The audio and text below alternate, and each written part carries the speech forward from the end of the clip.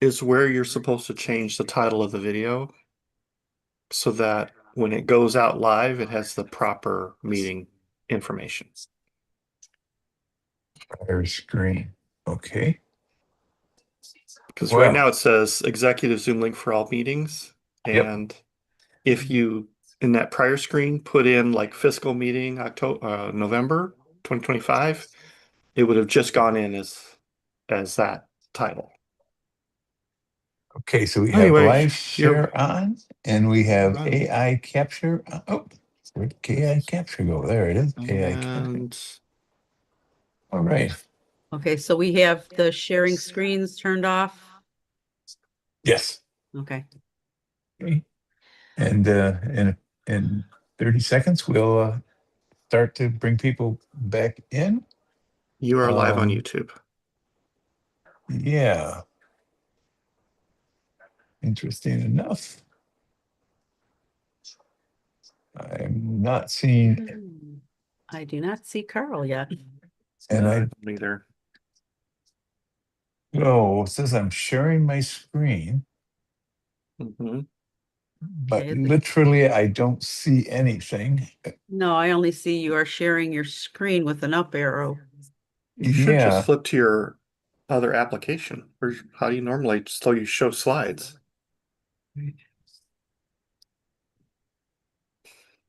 There you Is go. We're done. There it Okay. is. It's there now.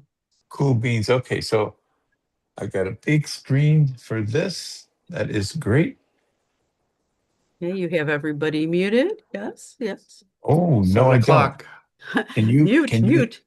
We'll unmute. All right, I got to go back. What are you looking for, do? Mute participants upon entry. I've got that. Yeah. Yes, yes. All right. Are Let we ready to me let everyone know. in? Yes, go ahead, please. Okay, go ahead, Christine. I'll let you. Okay, I'll tell you. I'll do this one.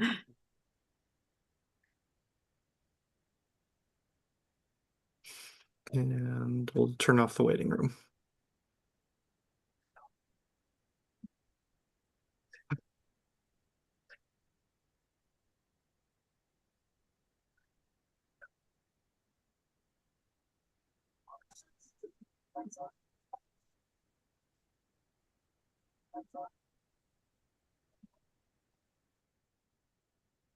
Well, I can only imagine. I'm looking at my my big screen that says Indivisible, but I can only imagine that the screens are filling up with lots of people.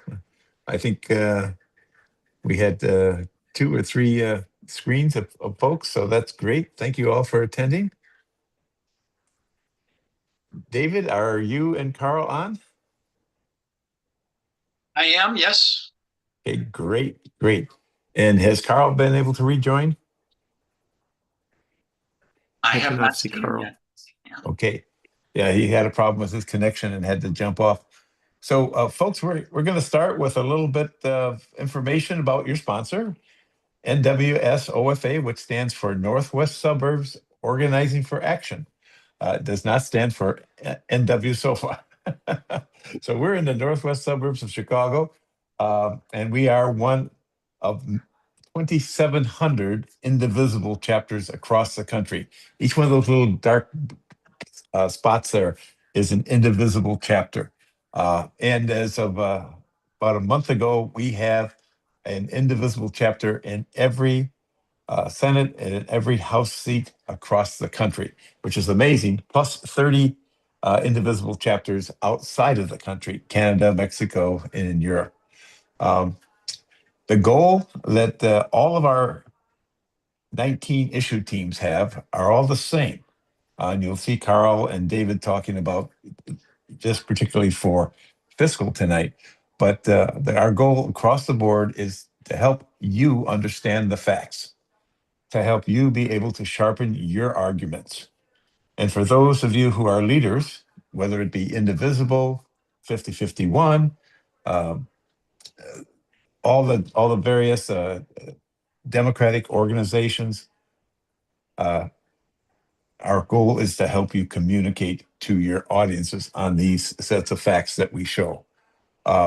Indivisible NWSOFA is organized on a two snowflake principle. On the right-hand side, in the teal, you'll see all of our issue teams, both in the teal, which were the issue teams, 10 of them that we had up to December 31st. And then in January, we started a huge expansion across the country on Zoom, and we've added another 9 issue teams in the blue there. And each issue team will have at least one meeting per week, or excuse me, per month, and several of the issue teams have meetings every week. So we do a lot of information sharing on various issues, etc. And just taking it from the very top, our first issue team 11 years ago was gun violence prevention. That might have been 12 years ago. It was right after Sandy Hook. And when we first started with 17 folks, then we started growing and we added a second issue team, healthcare reform, then immigration reform, then social justice reform, and then our Stand With Women group, our fiscal and economics, who is presenting tonight, then our election outreach, our climate change, which is next week, Tuesday. And then we have 2 ROD groups. The first one was organized around voting rights, elections, gerrymandering, vote by mail, anything to do with elections. And then the second one is more on the issues of the day. We put up one of them, which is confronting disinformation, but every month it's a high-powered presentation by Inspire. So those are our overall groups. And then on the inside, we have Sorting Soup, Vision Forward, our rally and protest coordinators, our candidate interviews. We just had the Illinois '08 last night, candidate forum. Then we have our legislative updates. We have our how-to hands-on, which is Wednesdays at 2 o'clock, where we help people understand how to use today's technology to help them be more effective and efficient for their groups. Also, we have our Discord, which is like a 24/7 chat box. We have our Truth Brigade uh, shops every 2 weeks on Friday at noon, where we social storm, and then we have our sharing of our stories. So that completes all 19 of them. And on the left-hand side is our communications group. You can see that just grows by every new social outreach, etc.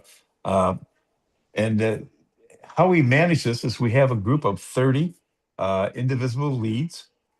Most of them are connected as a lead or a co-lead on one of our issue teams, but they also double up and become part of our communications group. And on the top left, you can see myself and Kathy Carter, who are the co-leads of this chapter, and then the rest of our organization as it flows down.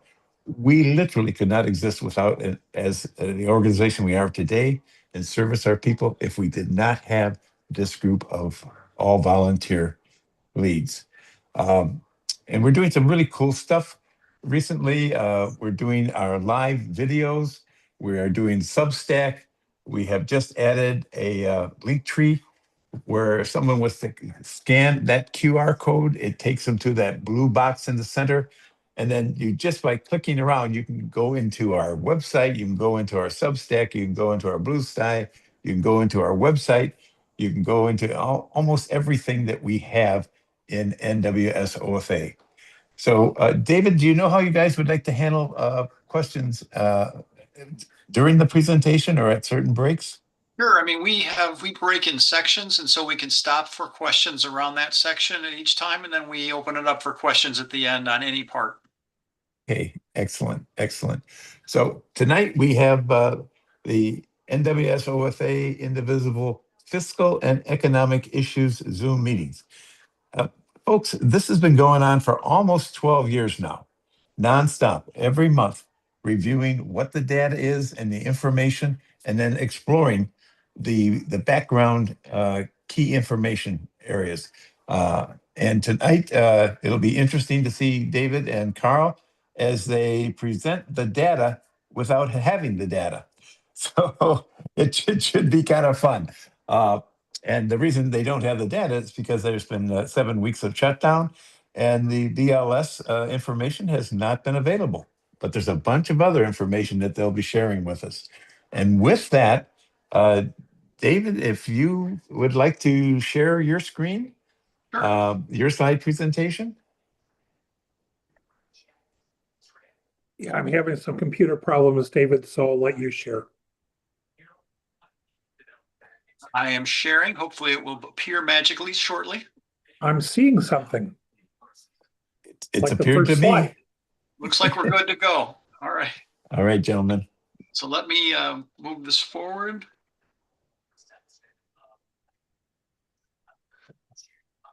So we're on the overview slide. Yeah. Yes. And as it says, Trump inherited a really good economy from Biden, lowest unemployment rate, and highest real wages on average among the last 11 presidents. Record real median household income in 2024. The economy currently is showing adverse impacts from Trump's policies on jobs, GDP, inflation, tariffs, etc. The shutdown is blocking jobs data. We will get the September employment report on Thursday, I think, is the current schedule. October, the employment report comes in two parts. One is payroll jobs. The other is the household survey, which gives us the unemployment rate. We should get payroll jobs for October, November. We probably will not get the unemployment rate for October and may not for November because of the shutdown occurring late enough in the month. So the next time we may get an unemployment rate may be the December rate, which comes out the first week of January. I don't know if, like I say, other than the September rate, which will come out on Thursday, I don't know whether that is Trump not wanting to give bad data out or just coincidentally, he just doesn't have the data to publish. And I say we don't know what the unemployment rate is. It's probably between 4.2 and 4.4%. Could be lower, could be higher. Stocks are up, although the last 3 trading days, not so much. The CPI was about 3%, and core CPI was about 3%, and PCE core in August was 2.9%. All of those are above the Fed's 2% target. So we'll, see what happens as we get more inflation data. And that inflation data may make the Fed hesitant to drop the interest rate another quarter point in December, just because they don't want to excite inflation. And of course, the Trump's Reconciliation Act, the so-called Big Beautiful Bill, is a large deficit increaser and looks like it will create a number of uninsured. Okay, let's skip to the next slide.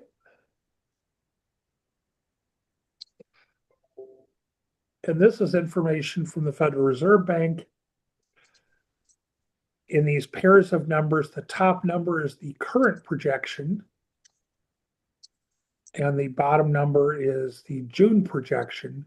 So we can see that the change in real GDP for 2025, the estimate has gone up.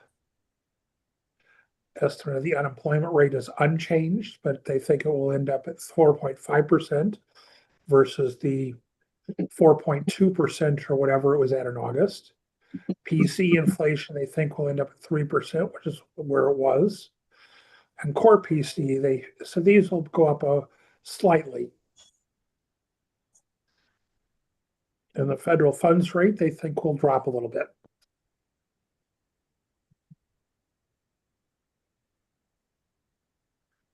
Now the combination of the tariffs plus the Republicans' tax bill, the so-called one big beautiful bill, it results in losses for the bottom 80% of Americans.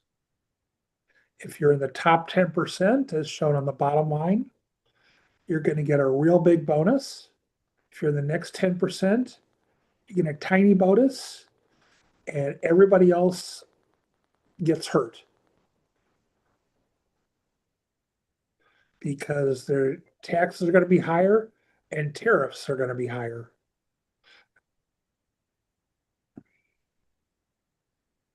And this does not include the cost of the health insurance for the 20 million who've been receiving enhanced subsidies on the ACA exchanges that are set to expire at the end of this year and have not yet been renewed.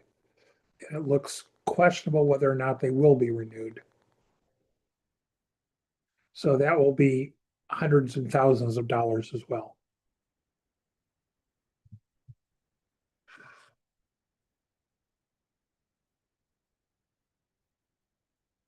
So we have employment reports. We've got August showed 22, the BLS showed adding 22,000 jobs in August. It also showed that employment fell by 13,000 jobs in June, which is the first net loss since December 2020, the next to last Trump number.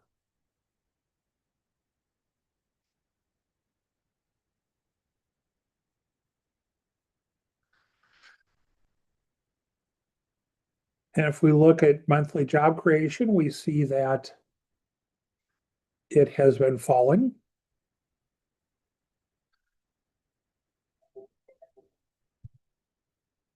And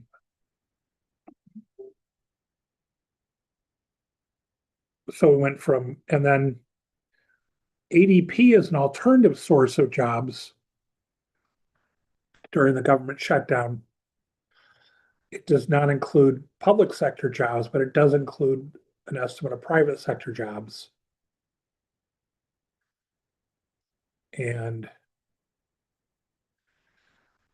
so we've got some numbers from them, and these are looks like these are the weekly numbers.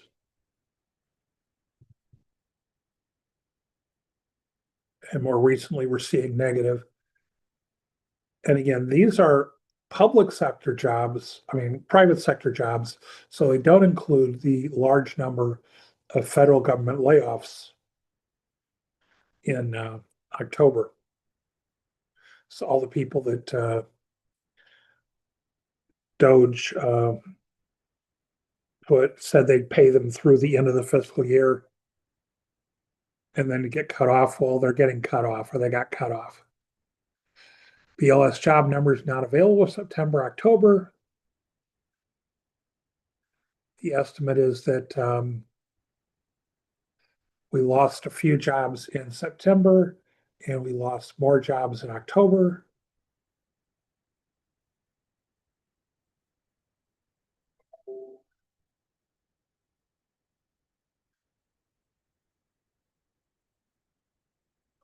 So the estimate for October, we get the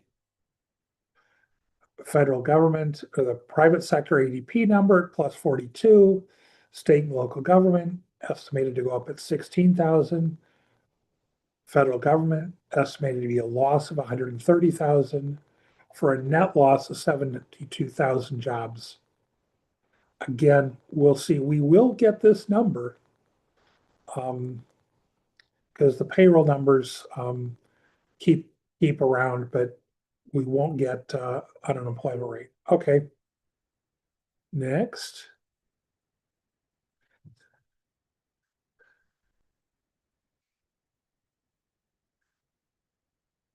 So our AI number says that we estimate federal job losses in September at 75,000 and October of 100 to 200,000 net losses.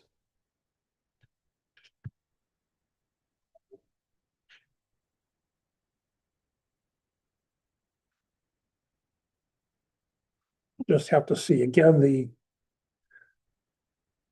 job growth, job creation is perhaps a key measure of strength.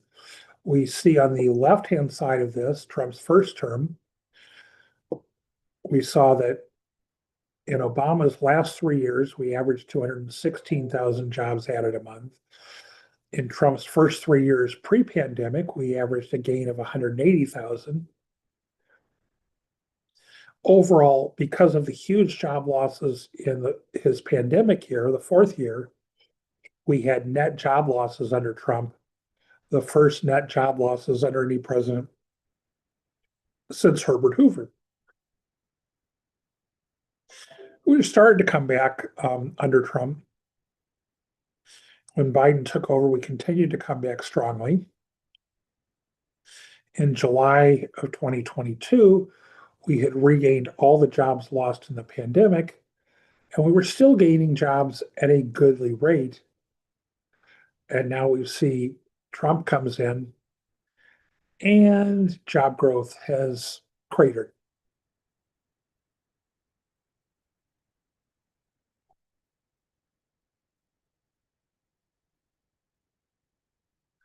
And this is the unemployment rate. We see is that it peaked during the pandemic in April of 2020. And so, but Trump started his first term with a 4.7% unemployment rate. He ended it with a 6.4% unemployment rate. Biden started his first term with a 6.4% unemployment rate and ended it with, I think, a 4.2. So basically, the unemployment rate has fallen under this Democratic president and went up under Trump twice, which is fairly consistent. Since World War II, the unemployment rate has gone up under every Republican president except Reagan.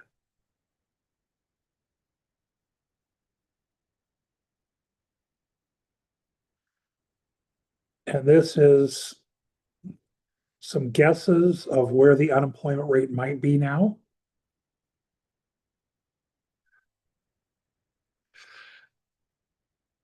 And that bottom line there is the guess on the unemployment rate and the probability of that being the rate.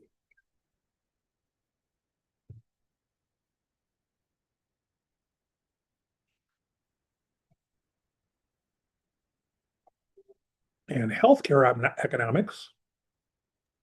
And I may let David take this one. We'll see what they are. Sure. All right. Thanks, Karl. Do we want to take some questions on the labor market before we move Sure. on? Oh yeah, let's go We ahead got- and looked like there were a number of comments in the chat, so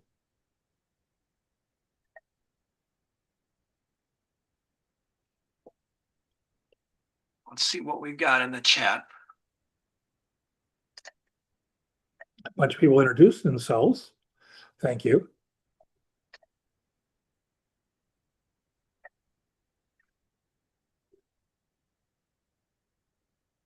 We have a question on what is the likelihood that Trump will allow the numbers to be published. The only, I think, Karl, you can correct me here. I think the only ones we're likely to miss are is the unemployment rate stuff, the household survey, because it wasn't conducted in October for the October period, and may not be for the November period. We'll see about November, but October is looking pretty grim, right? Well, it was missed. It just Yeah. wasn't done. Yep. And eventually we'll get the jobs number, but we just won't get the unemployment number and some of the other figures that are in the household survey. So we'll see how that goes. But, you know, we've shared, I've got on the screen one example of kind of an estimate of where we are, but we will eventually get this number for real. Goldman Sachs just published something expecting minus 50,000 for October. My best guess is minus 72, and there are the components that we're showing here. It really depends on how big the federal government losses are. That's going to be the real variable here. The other ones are a much smaller number. If that red bar is 100,000, then we'll be right near the Goldman Sachs number. And if it's 200,000, it's going to be a lot worse than this estimate. So we'll see. Is the job market getting worse as the shutdown continues? Yep, probably a little bit worse. The unemployment rate is probably ticked up from 4.3 to 4.4. I don't know if it'll be 4.5 or not. We'll see, but it's possible. But it seems like it's getting a little bit worse. There's a lot of anecdotes out there on layoffs and other things, but we just won't know for sure until we get those BLS numbers. They're very robust once they do it. Let's see, we got a question around. Let's see, federal workers laid off this summer would not be counted until this fall. That's right. That's what I'm showing here is that the severance pay, a big chunk of it ended in September. And so when they do the jobs count, usually it's around what is it, Karl, the week of the 12th or so, somewhere around there? Yeah, the week containing the 12th. Yep. And so that's when, we'll get that number eventually. And the BLS, when they do their adjustments, they adjust the first number you get, and then they adjust that number in the following 2 months. As they collect more data, they will, they will get this information eventually and be able to give it to us. But it'll be interesting to see the timing and which pieces they give us at different times. I think they're still trying to figure that out. Let's see. I keep wondering why we haven't heard about the big shorts. So it looks like a question about hedge funds and different pieces. Not sure what all that is. We'll have to get Robert to explain it to us a little bit later. But there's the stock market seems to be doing fine. I mean, it's coming down a little bit the last few days. We're going to get the NVIDIA earnings release tomorrow, which is going to be very big because a lot of the market's been driven by the AI idea, and NVIDIA is right in the middle of it. So if NVIDIA reports a strong quarter, not just strong, it's going to be incredibly strong. NVIDIA is growing at this incredible rate, not only in terms of revenue, but profit. If it doesn't meet expectations, you could see the stock market fall, and those big tech companies that have been driving the market, we'll see. So you could see an interesting swing after NVIDIA. I think they usually report after hours, so it won't hit the market likely tomorrow. It would hit it on Thursday if NVIDIA has a bad quarter by Wall Street standards. It's going to be an unbelievable quarter in terms of 30% growth in revenue and profit. I mean, they're just unbelievable money machine. They're the only company that has a market value of $5 trillion. I think that was at their peak. They may be slightly below that now. I'd have to check, but they have been sort of the Wall Street story. If you haven't followed that closely, NVIDIA, Broadcom, which is AVGO, NVIDIA is ticker NVDA. Those are sort of the giants in that space. And then you've got the usual other guys like Meta and Tesla and Google and a couple others, Microsoft, that are also in the AI space that are driving the market. Is your state heading into a recession? So somebody shared a link on Fortune. So thank you, Nora. Different states are in different places, and the economy can be booming in some states and not so in others. So I'm curious to see which states are, sort of red, yellow, or green on that scale. So that's an interesting idea. I'll take a look at that link. So let's see, anything else? Just going down the line here. Do individual states report these data points? You can get the unemployment rate by state a little while after, and I think that lags about a month by state, if I'm not mistaken. The jobs, though, and that'll probably lag by a month as well, but you can get it by state. You can see it, and Karl and I reported it a few months ago that, people are always saying it's the end of the world for blue states. Everybody's moving to where it's warm. The boomers retiring where it's warm. But California, Illinois, New York, either at record employment or very close to it, like a hair under. So they are, all the blue states have very good jobs levels. They're not in, I don't know what this recession article will show, but in terms of the jobs, the big blue states are right there at their record employment level. And, the stock market isn't a good indicator. It is and it isn't. I mean, it's not the same thing as Main Street, meaning the stock market tends to follow interest rates. And so it's not if interest rates are expected to fall, the stock market's doing well as it is now. But if we go into a recession, we'll see what happens, because if the interest rates are falling, the stock market may weather that pretty well. We'll just see. And we'll see how the whole AI thing goes. If AI turns out to be a bust and they can't figure out the technology, or corporations don't adopt it, then those big tech companies will fall, and the market will fall. But we don't know that yet. It seems like the AI thing is progressing reasonably well by Wall Street standards, and we'll see.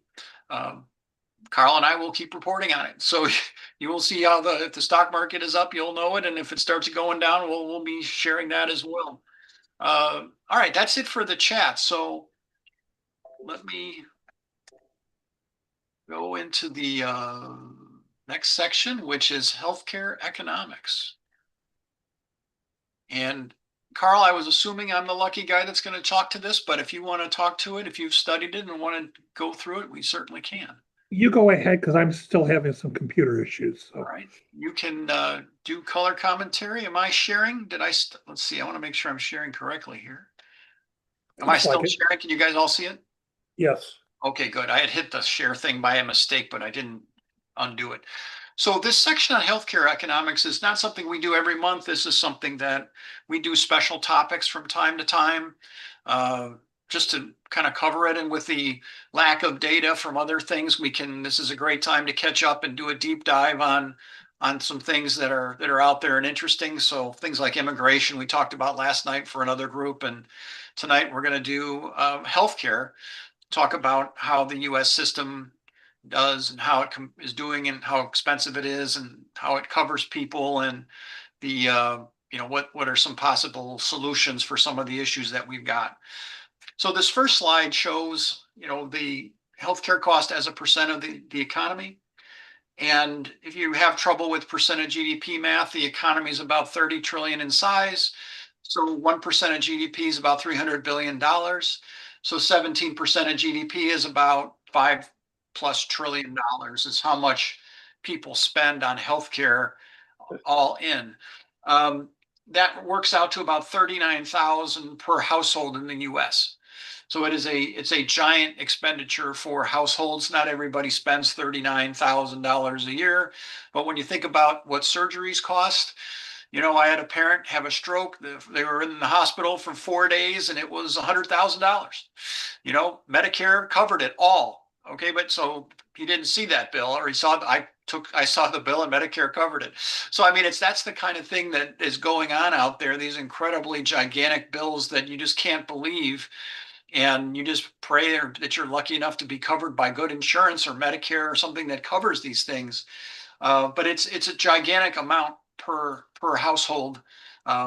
People don't often realize that. The median household income, which was a record last year, by the way, the real median household income, so adjusted for inflation, about $80,000 for a household. This is a way of looking at it compared to other countries.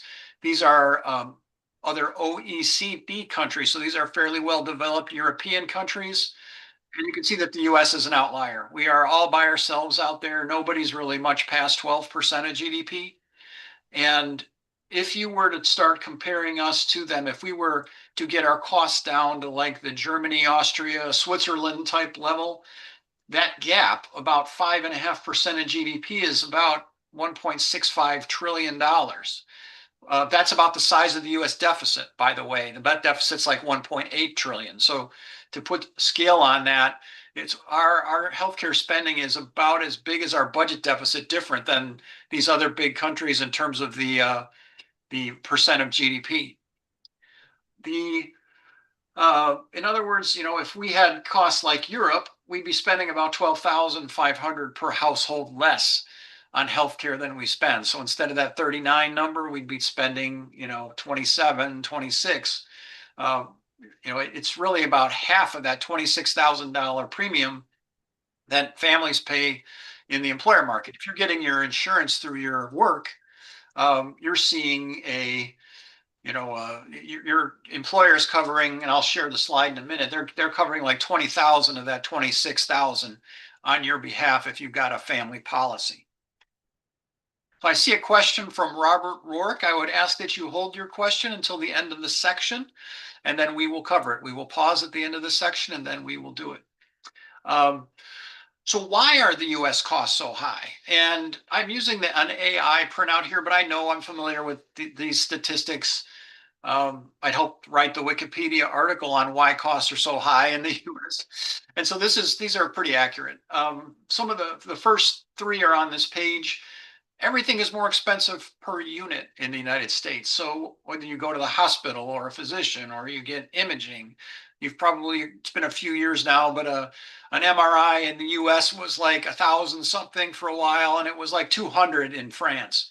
We just spend crazy amounts of money compared to what Europe spends on things per unit, and that includes drugs. But it's price. It isn't that people are over medicating, or that we're getting 50, a lot more tests than Europe, or we're getting a lot more medication, or it isn't so much the number of units, it's the price per unit. Obviously we have this incredibly complicated system. So we've got lots of insurance companies in the mix. Doctors have to have complicated billing systems to interact with all of those insurance companies. There's estimates that it's as high as 30% of that gap, that 1.6 trillion gap we have with those big countries in Europe. They're saying approximately a third of that is because of we don't have single payer. We have this complicated, fragmented, insurance driven piece. And then also we will use a lot of advanced technology in healthcare. We do adopt it quickly. Not everywhere in the world do they use the cutting edge stuff. Americans expect to get the best of the best all the time, and we pay for that. So that's piece. Last two are, we have higher rates of obesity and chronic diseases in other countries because of our diet. So obesity, diabetes, cardiovascular, and those are expensive chronic diseases that we have that other parts of the world don't always have. And then last but not least there is a lot of the market has been consolidating so that insurance companies can charge a very healthy amount for the insurance premiums and things that they're charging. They're extremely profitable companies for the most part. United Healthcare and others are their stock's taken a big hit for other reasons, but they're very profitable insurance companies in this space. When it comes to coverage, how do we get covered in the United States? It's a little complicated because some of the best sources we have tend to do double counting because people have multiple types of insurance. So I've made some adjustments in this slide, but basically we've got about 337 million people in the United States. The private system, meaning corporations and businesses, cover about 190 million people.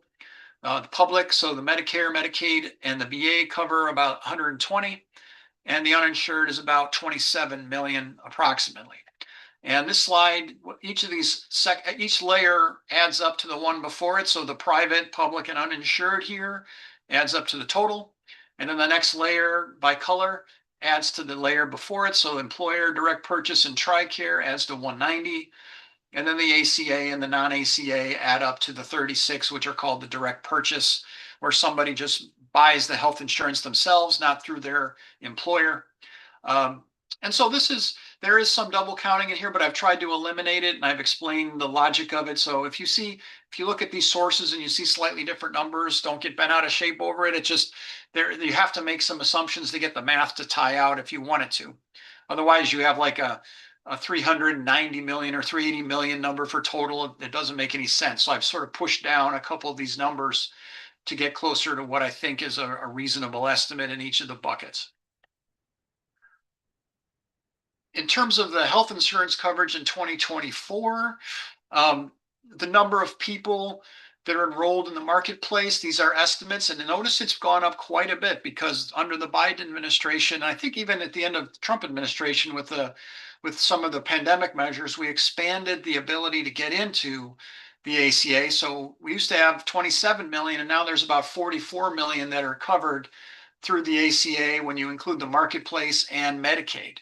So it's become a much, much more important piece of the puzzle than it was even a few years ago because a lot more people can access it. Tells you, first of all, that it's a pretty good program, that all these people want to get in there. And if these expanded subsidies are allowed to expire at the end of the year, that's why the CBO and others are telling us that a lot of these gains could be reversed. A lot of people won't be able to use that very inexpensive healthcare after subsidy that they get from the ACA.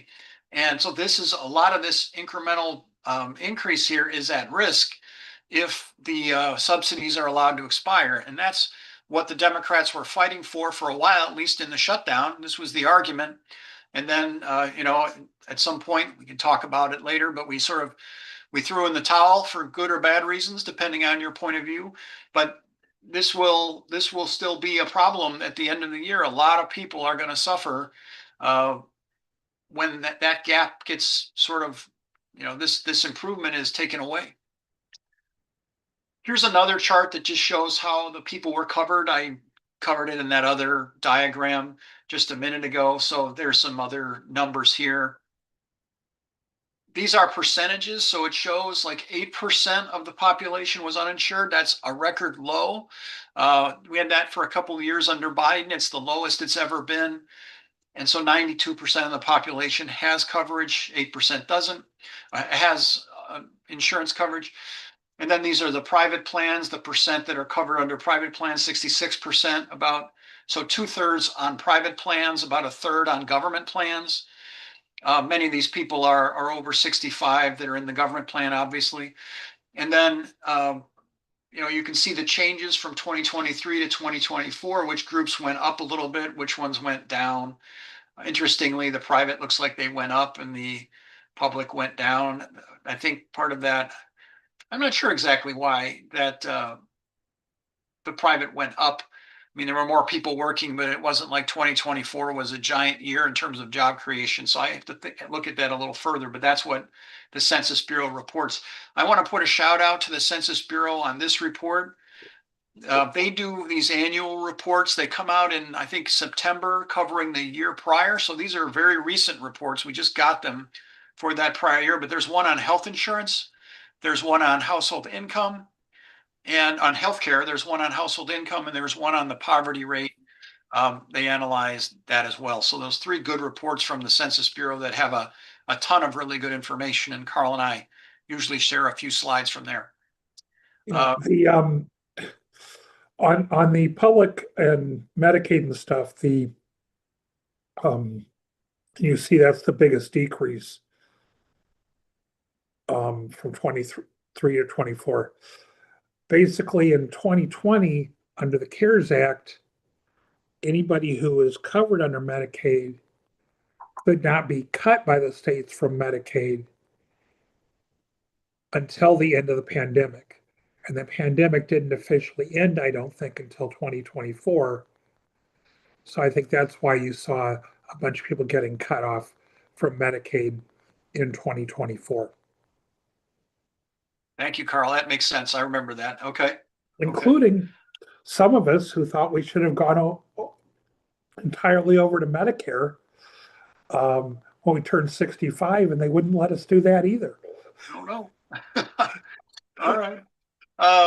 Some more percentages now this is by age group. So you can see these are people without it. So it just depends on the age. And,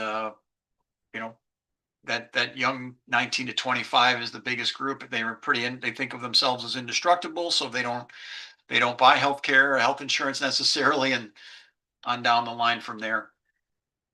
Some more percentage. Now this one is by demographic groups. So you've got race and origin. Hispanic and African American have higher rates of uninsured than whites do, like up in here. So I'm not sure exactly why the Hispanic number is so high relative to, say, why are they in much higher than, say, African Americans. I don't know what the reason for that is. But if they're part of the non-citizen community, if this is considered undocumented immigrants that are in here, then that could be part of why that might be the case. You see non-citizen as a high number, and if they're disproportionately Hispanic, that could be why we have that. But just, you can dig in here. Interestingly, also divorce the married tend to be in the best financial shape as a unit. And so their rates are a little lower than, say, divorced or widowed, separated, and others. I thought that was interesting. But yeah, the Census Bureau, this report has all kinds of interesting information about healthcare in it. The Kaiser is another great source of information on healthcare stuff. And this gets into now, they do this report every year on what's going on in the employer market. So this is the biggest one that covers 155 million by Kaiser's count. I think I had pushed down the number a little more than that to get the numbers to tie in my slide up at the beginning, but this is the Kaiser number. This is all under 65. So this is what's going on in the insurance market. And a lot of people that are working don't know this because they pay a certain amount every month, $250 or $500, something like that for their premium. They don't realize that, the employer is covering a huge amount of it. And this is a tax-free benefit, meaning this is not treated as income. It's one of what is called a tax expenditure. It is something the government does not collect tax on by law. This employer contribution that we get, which is sort of like in place of our income. If employers weren't allowed to contribute to healthcare, that money would likely come to us as compensation. We would be taxed on it, and then we would use it to pay for our premiums.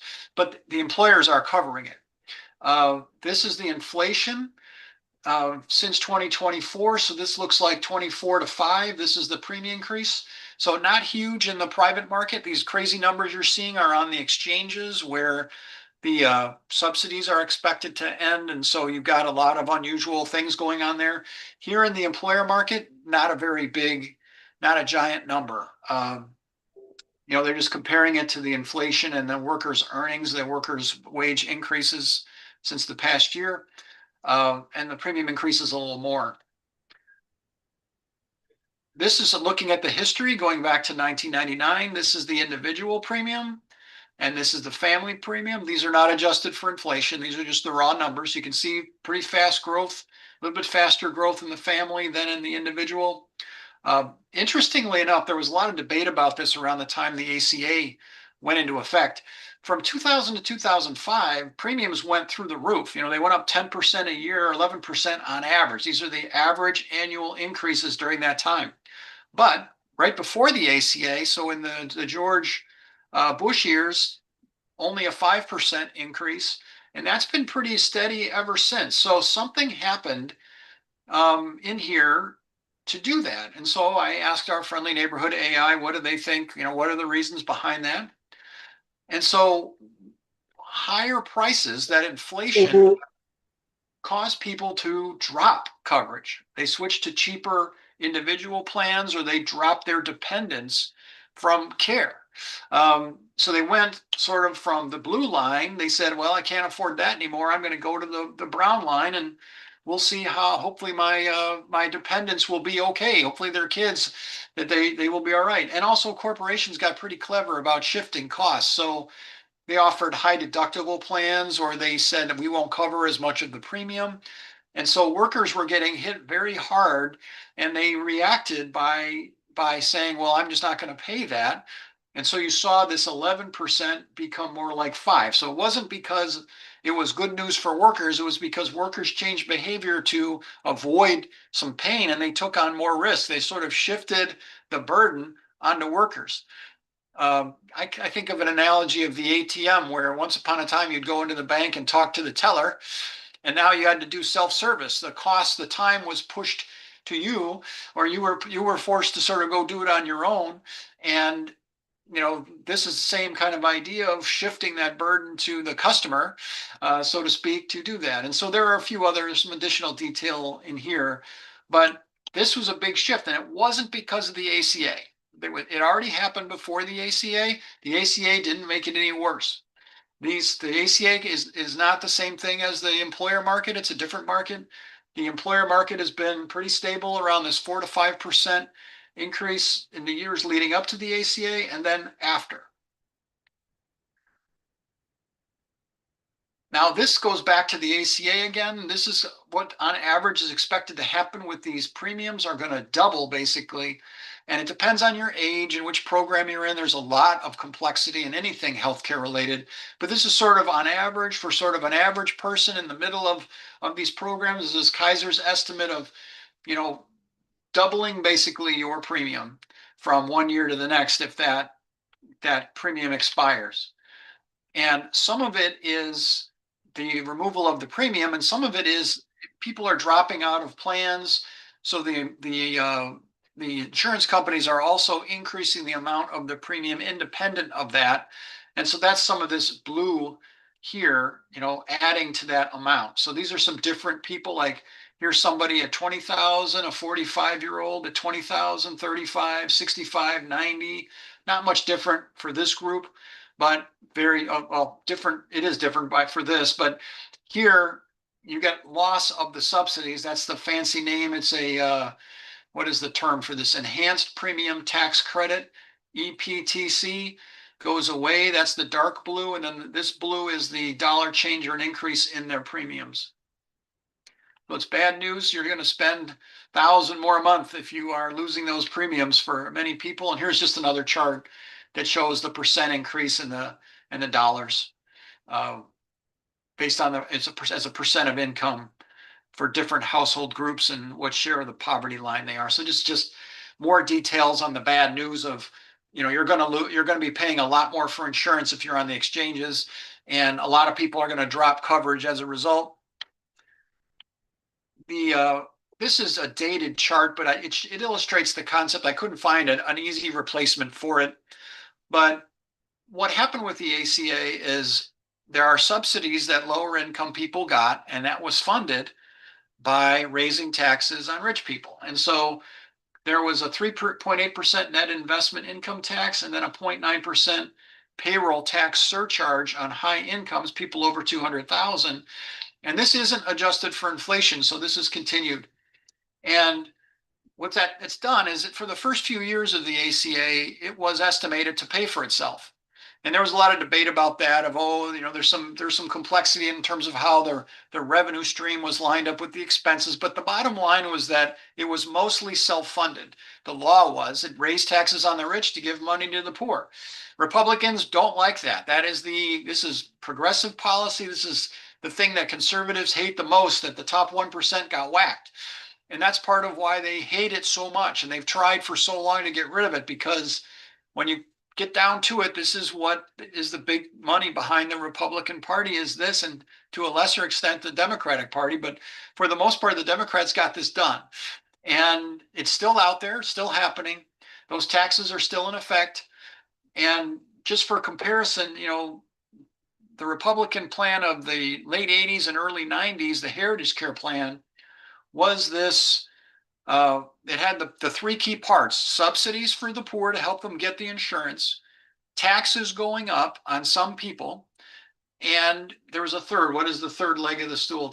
Premium subsidies and mandates, which everybody allegedly hated the mandates. I don't want to have to get insurance. Well, that's how you keep the cost down, is you get everybody into the program. And the Heritage Foundation did that. Romney did that with his program in his state. And then, Republicans all voted or didn't vote for the ACA. They all voted against it. And even though it was sort of their own program. And when people say, we've got this liberal healthcare program, it's like, well, it's really the Republican program of the 80s and 90s. It tells you how far right and how radicalized the Republicans have gone, that they hate their own program from the 80s and 90s. This was the private market hybrid solution that Heritage Care came up with, and it's frankly brilliant in design, and Obama put it in. The Heritage Plan, though, was different in that it would have taxed that portion of income here.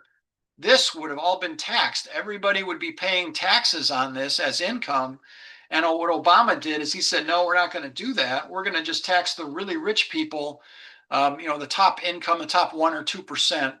Are going to pay more in taxes, and everybody else is not going to pay. This would have, all 155 million people would have been paying more in taxes if Obama had put in the Heritage Care program, the tax piece of it as designed. And here are some comparisons now. If we were to do Medicare for all, which is a progressive view, is something that Bernie Sanders is very big on. some of the estimated savings, you'll see in different estimates, but $600 or $700 billion a year. So 2 to 2.5% of GDP approximately. I mentioned earlier that estimate that it would cover about a third of that gap with Europe. So, it's about half of the gap with Europe would be handled just by going to this more efficient system. And I will stop there. I'm sure we've had a bunch of questions and things in the chat, and that this is a very complicated topic, and let's hear what people have. So I know somebody had raised their hand. If you want to ask, we can open it up for verbal stuff. We don't have to wait for the chat if people want to ask a question. I'll look at the chat while we're doing that. I'd ask for somebody else to help me with, I'm looking at the chat, so I don't see if there's a hand raised on the screen. So just Karl or Christine or Bill, just call out the person and they can speak if they want. Okay, Hannah has her hand up. Go ahead, Hannah. Hello. I just wanted to look at the last slide again. This one? Yes, where you said the savings from Medicare for All. Yeah, I want to just take a picture of that. Thanks. Sure. And everybody has access to this presentation as well. I think we can maybe Christine can share it in the chat. We usually share at the beginning, but this presentation is available to everybody. So you all can have this stuff, and I know we go through it pretty quickly. It may not always seem like it, but we get through it, and you have it to study for the month and look at the sources and learn more about any subject in here that is of interest. All right. And David, would that be what Karl put in here, the PowerPoint presentation? Correct. Yes. Okay, thank you. We have some comments about, we don't even get the best healthcare, like our mortality rate. We don't have the longest life expectancy, so we pay more for less of a life expectancy. Some of that life expectancy problem is crime. So when you see those charts that show the U.S. way as an outlier, part of it is because we kill off a lot of our people. You have to adjust for that. But even then, it's still, my understanding is it's still an outlier that we pay a lot for not necessarily much better care than they get in Europe.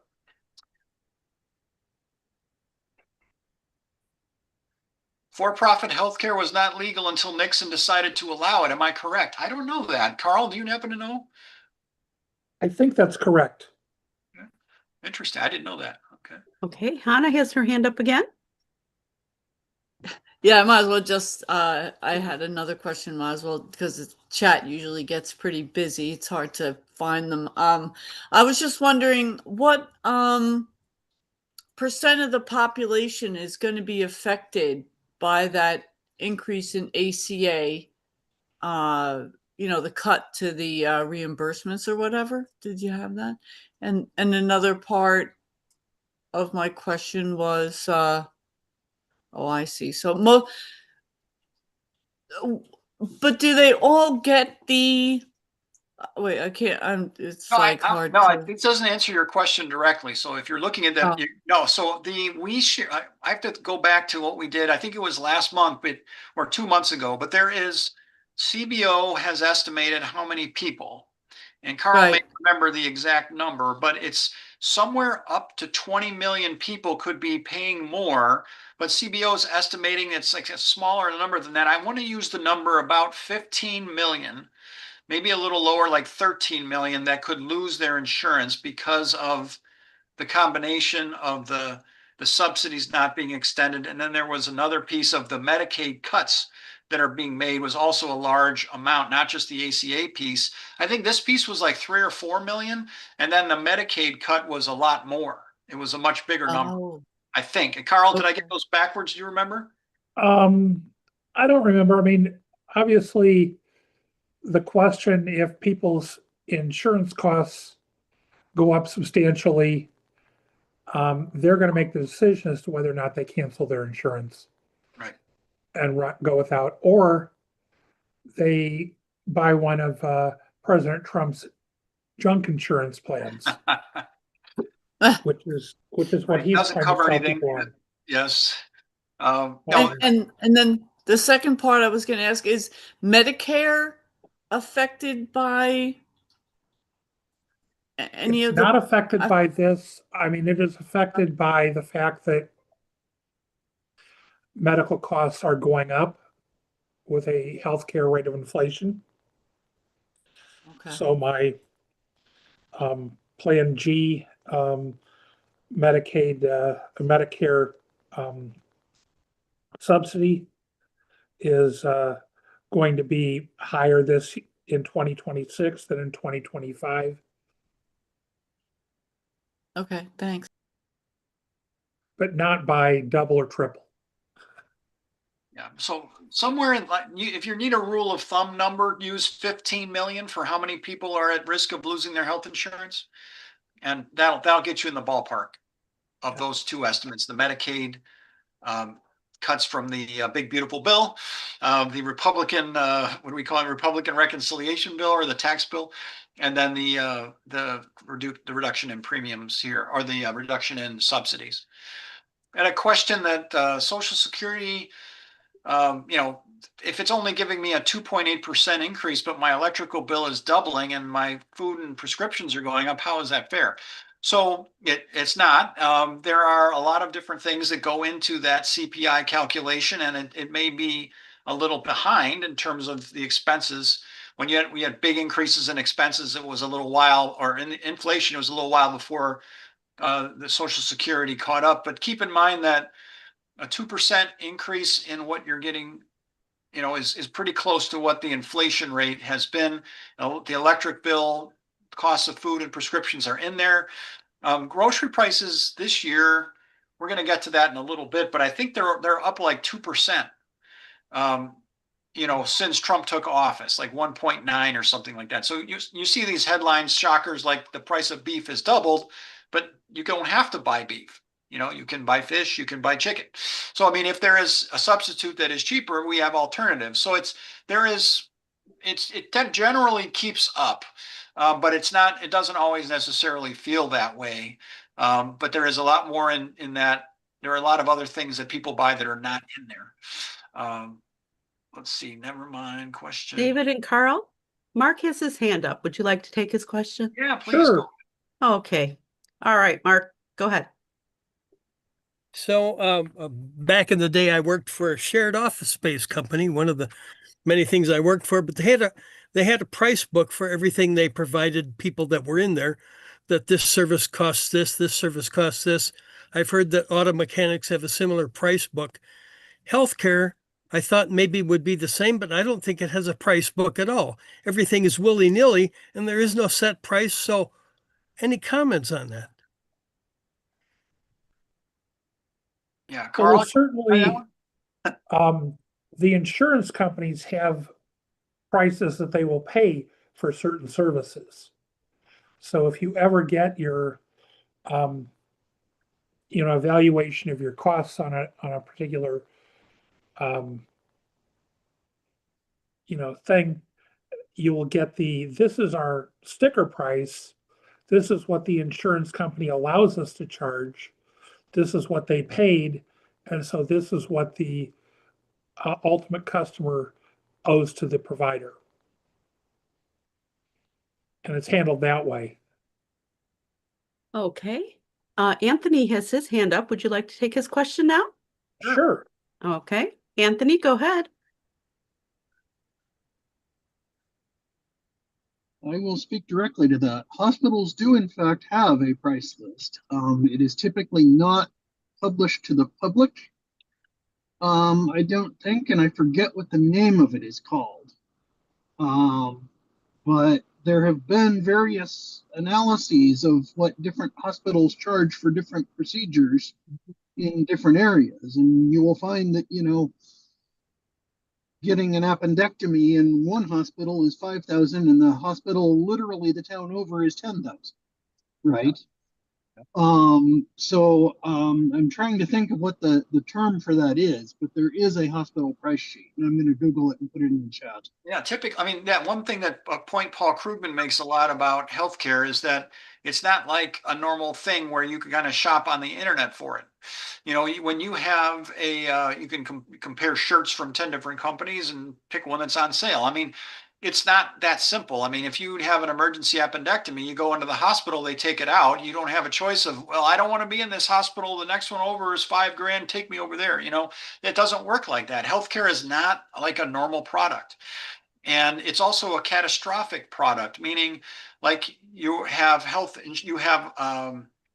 insurance on your home. You know, not everybody has a fire and their house burns down every year, but if it ever happens, you want to have insurance. Otherwise, it would destroy you financially to lose your home. And healthcare is like that kind of a product too. You have these incredibly high bills for a few people that have terrible things happen, and they have these gigantic, unbelievably huge bills. And so all of us are paying into the pool because it might be one of us that gets that giant bill. You could be in a car accident tomorrow and need an unbelievable amount of medical care. And it's this idea that people don't need insurance. What they end up being are freeloaders, to use a term from the Heritage Care Foundation, the freeloader problem of people that just the hospital will not turn you away. They will do the emergency care on you and at least keep you alive, and spend whatever they have to spend to do that, and then the rest of us take it on. So that's why you get everybody into the insurance pool. And so people that are not in the pool, that are young and likely inexpensive, we would want them in the pool. And so there is a benefit of getting everyone covered, and that's where the mandate idea came from. And I think that was made unconstitutional, if I'm not mistaken. I think the Supreme Court didn't go for that. But it's one of those products that everybody needs to have because you can face absolutely catastrophic expenses, and through no fault of your own, and that's the nature of it. I just pasted to the chat. There was a Brookings study on hospital transparency. I've not finished checking it yet to see if it gives me the terms I need. But yeah, thank you for that. Go ahead. There's a specific technical term for the cost list that hospitals have to publish, and I'm really trying to find it out. Wasn't there a law passed that they had to, or that there were certain medical bills and things that had to be made more transparent? And Correct. I don't know if it was Obama or Biden that passed it, but they did it. I don't know, Karl, do you remember that? I remember right that there in the something got Brookings paper. passed. I don't recall the time frame of it. Yeah, so I don't know what the state of that is currently, but I'll have to look for that. But it's a good point. It just, can people shop around? I mean, maybe for some longer term stuff, yeah, you can shop around in theory, but do you have the expertise to know?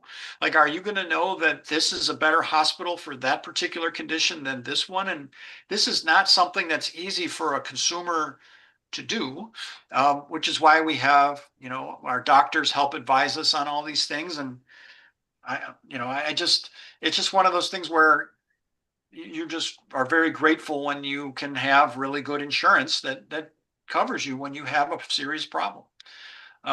So the hospitals do have to provide a price sheet Okay. when asked. But I believe it's their list cash price, right? So without any of the negotiated discounts that you get from a group buy.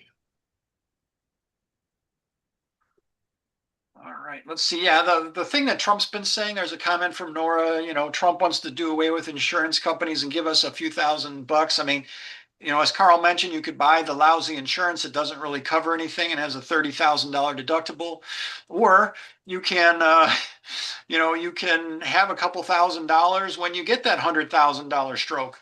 I mean, it's just dumb, and I just don't. Trump is not a credible person. Smart people don't listen to him or should not listen to him, other than as a cautionary tale. And you talk to your doctor about these things, but we want to have as many people covered as we can. The ACA subsidies are expensive, but they're not a crazy amount of the economy, and a lot of them are paid for by the taxes that we impose on the rich people. The ACA has a dedicated stream of funding that came in with it. And, it was good policy. And, maybe that those taxes need to be raised a little more if healthcare has gotten relatively more expensive over the past decade. But, it's don't listen to Trump there. So I think let's take a break. It's 8:09. Let's get back together at 8:20. We will go through the other pieces of this, which are household finances. So we'll go through inflation, income, how incomes are keeping up. We'll have a few other miscellaneous slides on the economy. Like we'll look at the predictions for the GDP and a couple other elements. The GDP number is wild. What people are thinking is going to happen this quarter, unbelievably good. So we'll see how that's going to happen without adding any employees. But we'll go through a few more slides like that. So let's meet up at 8:20 again.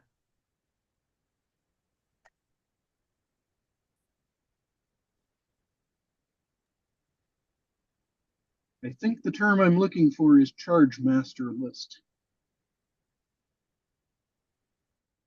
What is it called, Anthony? The charge master list. Okay, charge master list. Okay, thank you.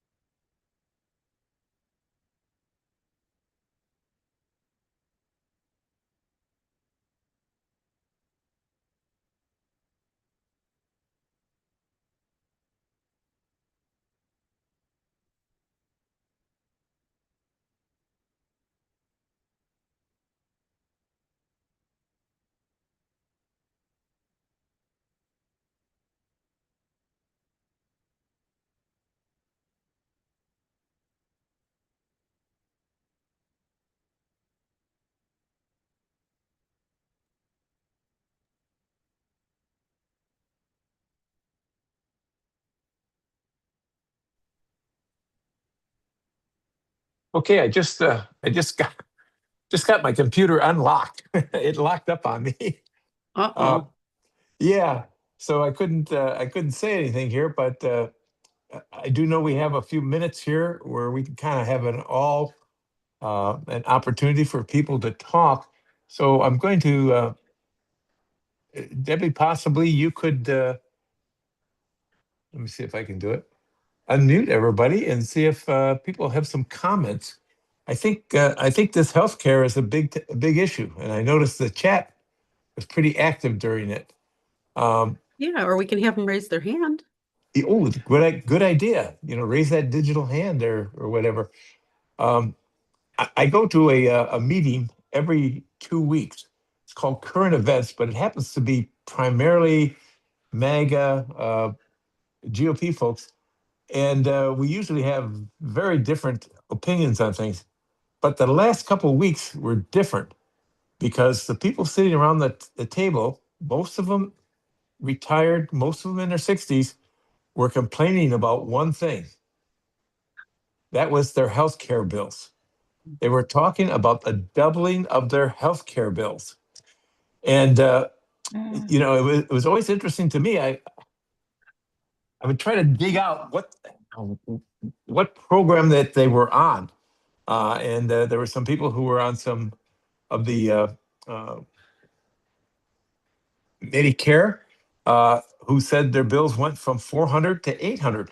A single retired person, probably in their late mid 70s, very angry about that. And when I tried to ask her if she had an idea what created that, I was going to pin it back to the big beautiful bill. She said, "Well, obviously it's Obama's problem, you know, but you know, but slowly but surely, as the three or four of us who were there to give counter arguments, we started to let them know what had happened within that big beautiful bill that was starting to drive insurances up." And I really appreciate Dave and Karl going through all of those slides. I have to go through them separately myself because I didn't understand all of them. But just to kind of get a sense of what's driving these costs. And for the first time in probably 5 years that I can remember, this group all started to agree that healthcare was out of control and something had to be done about it. And maybe besides Epstein, that's the next thing that we can all agree upon, and get people talking about what the bill is, not necessarily what created it, but what it is, and then what we can do about it. You know, to try to keep us out of the political thing. So I don't know if anybody. I'm kind of looking to see if anybody's raising their hands, but it I seems to do me not that see anybody. nope. Okay. Not yet. So, yeah. So I see Chuck there and Pam. Oh, there she. Pam just raised her hand.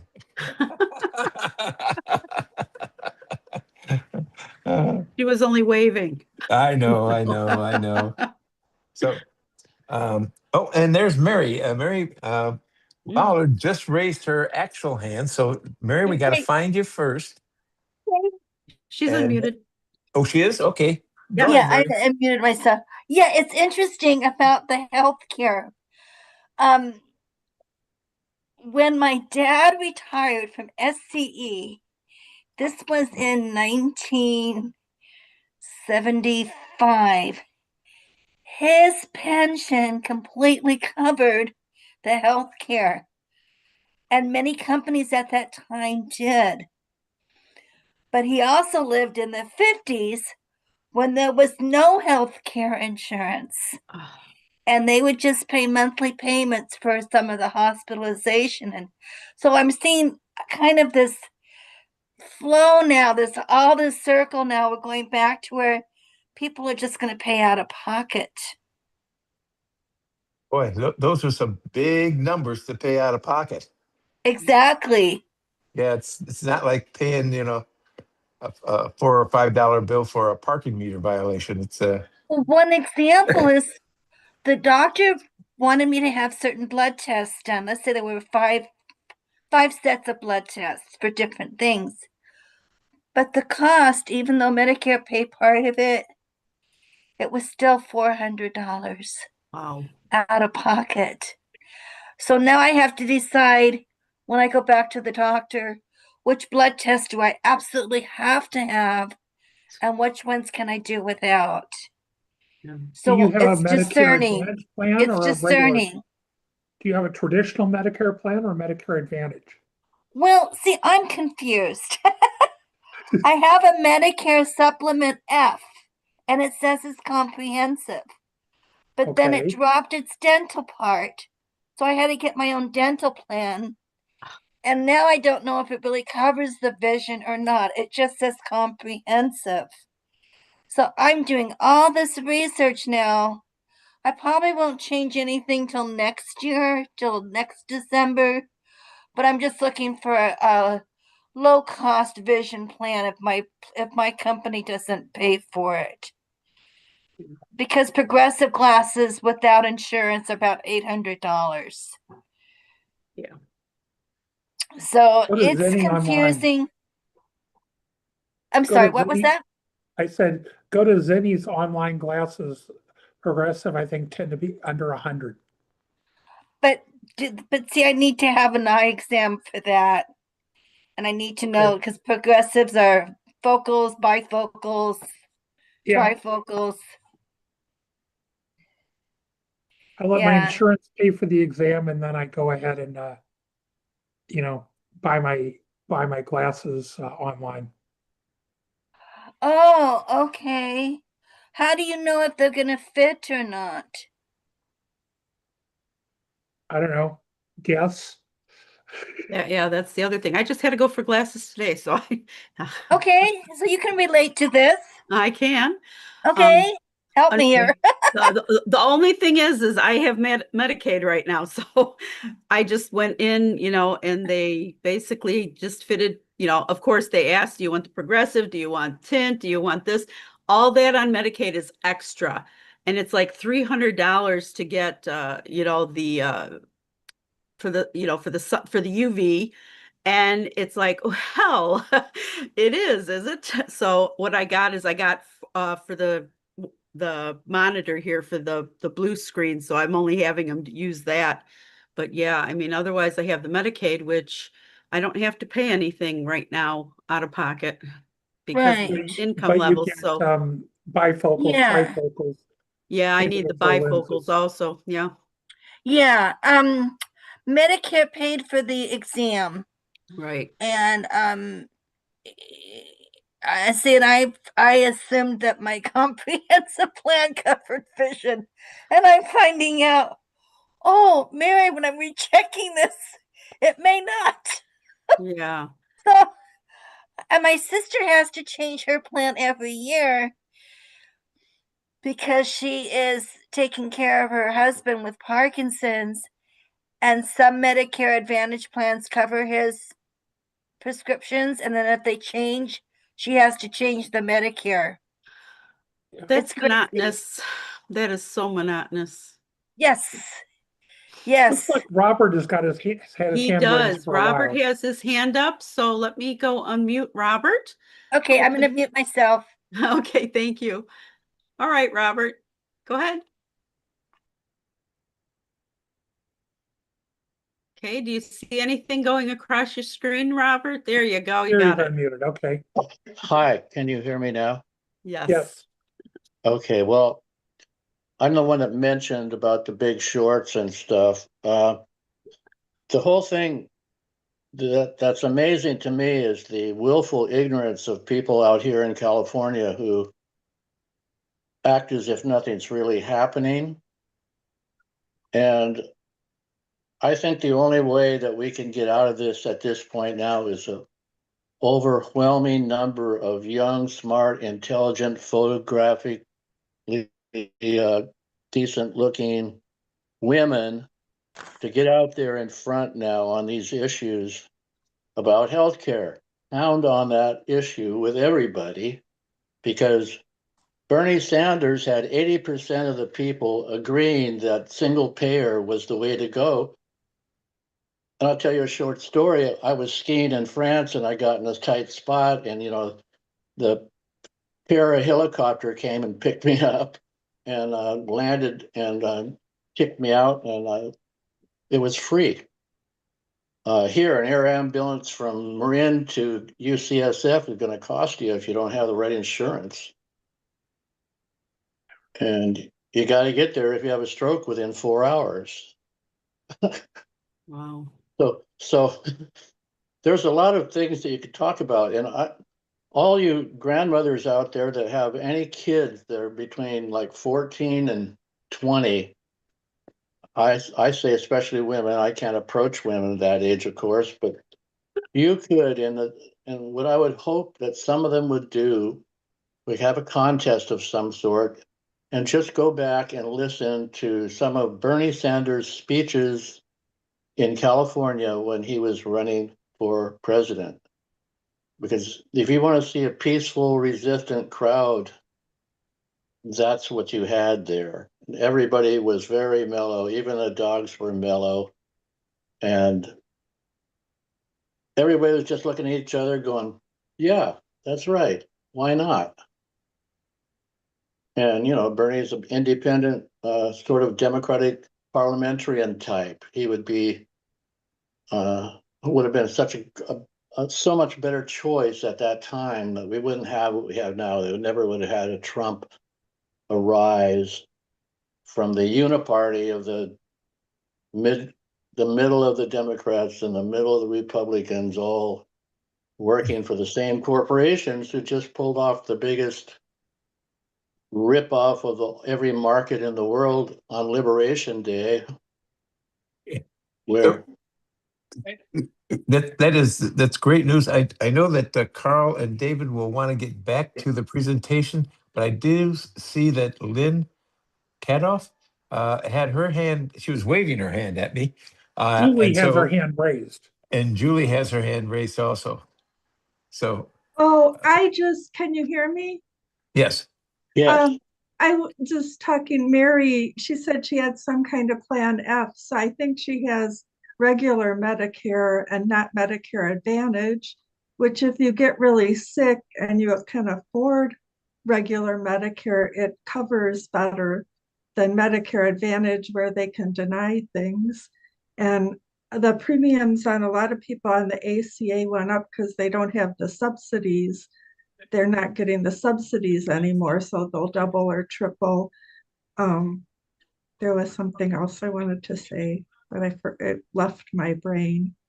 But if you're on the regular Medicare, like I think Mary is, it's better because sometimes if you get real sick, they make you go through doctor. Medicare Advantage can turn you down if you try to switch later.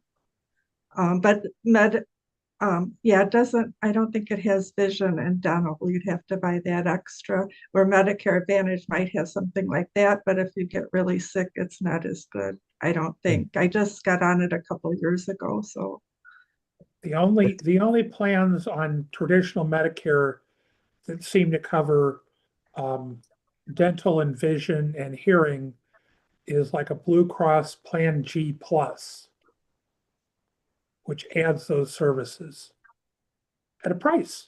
yeah, I don't have that one.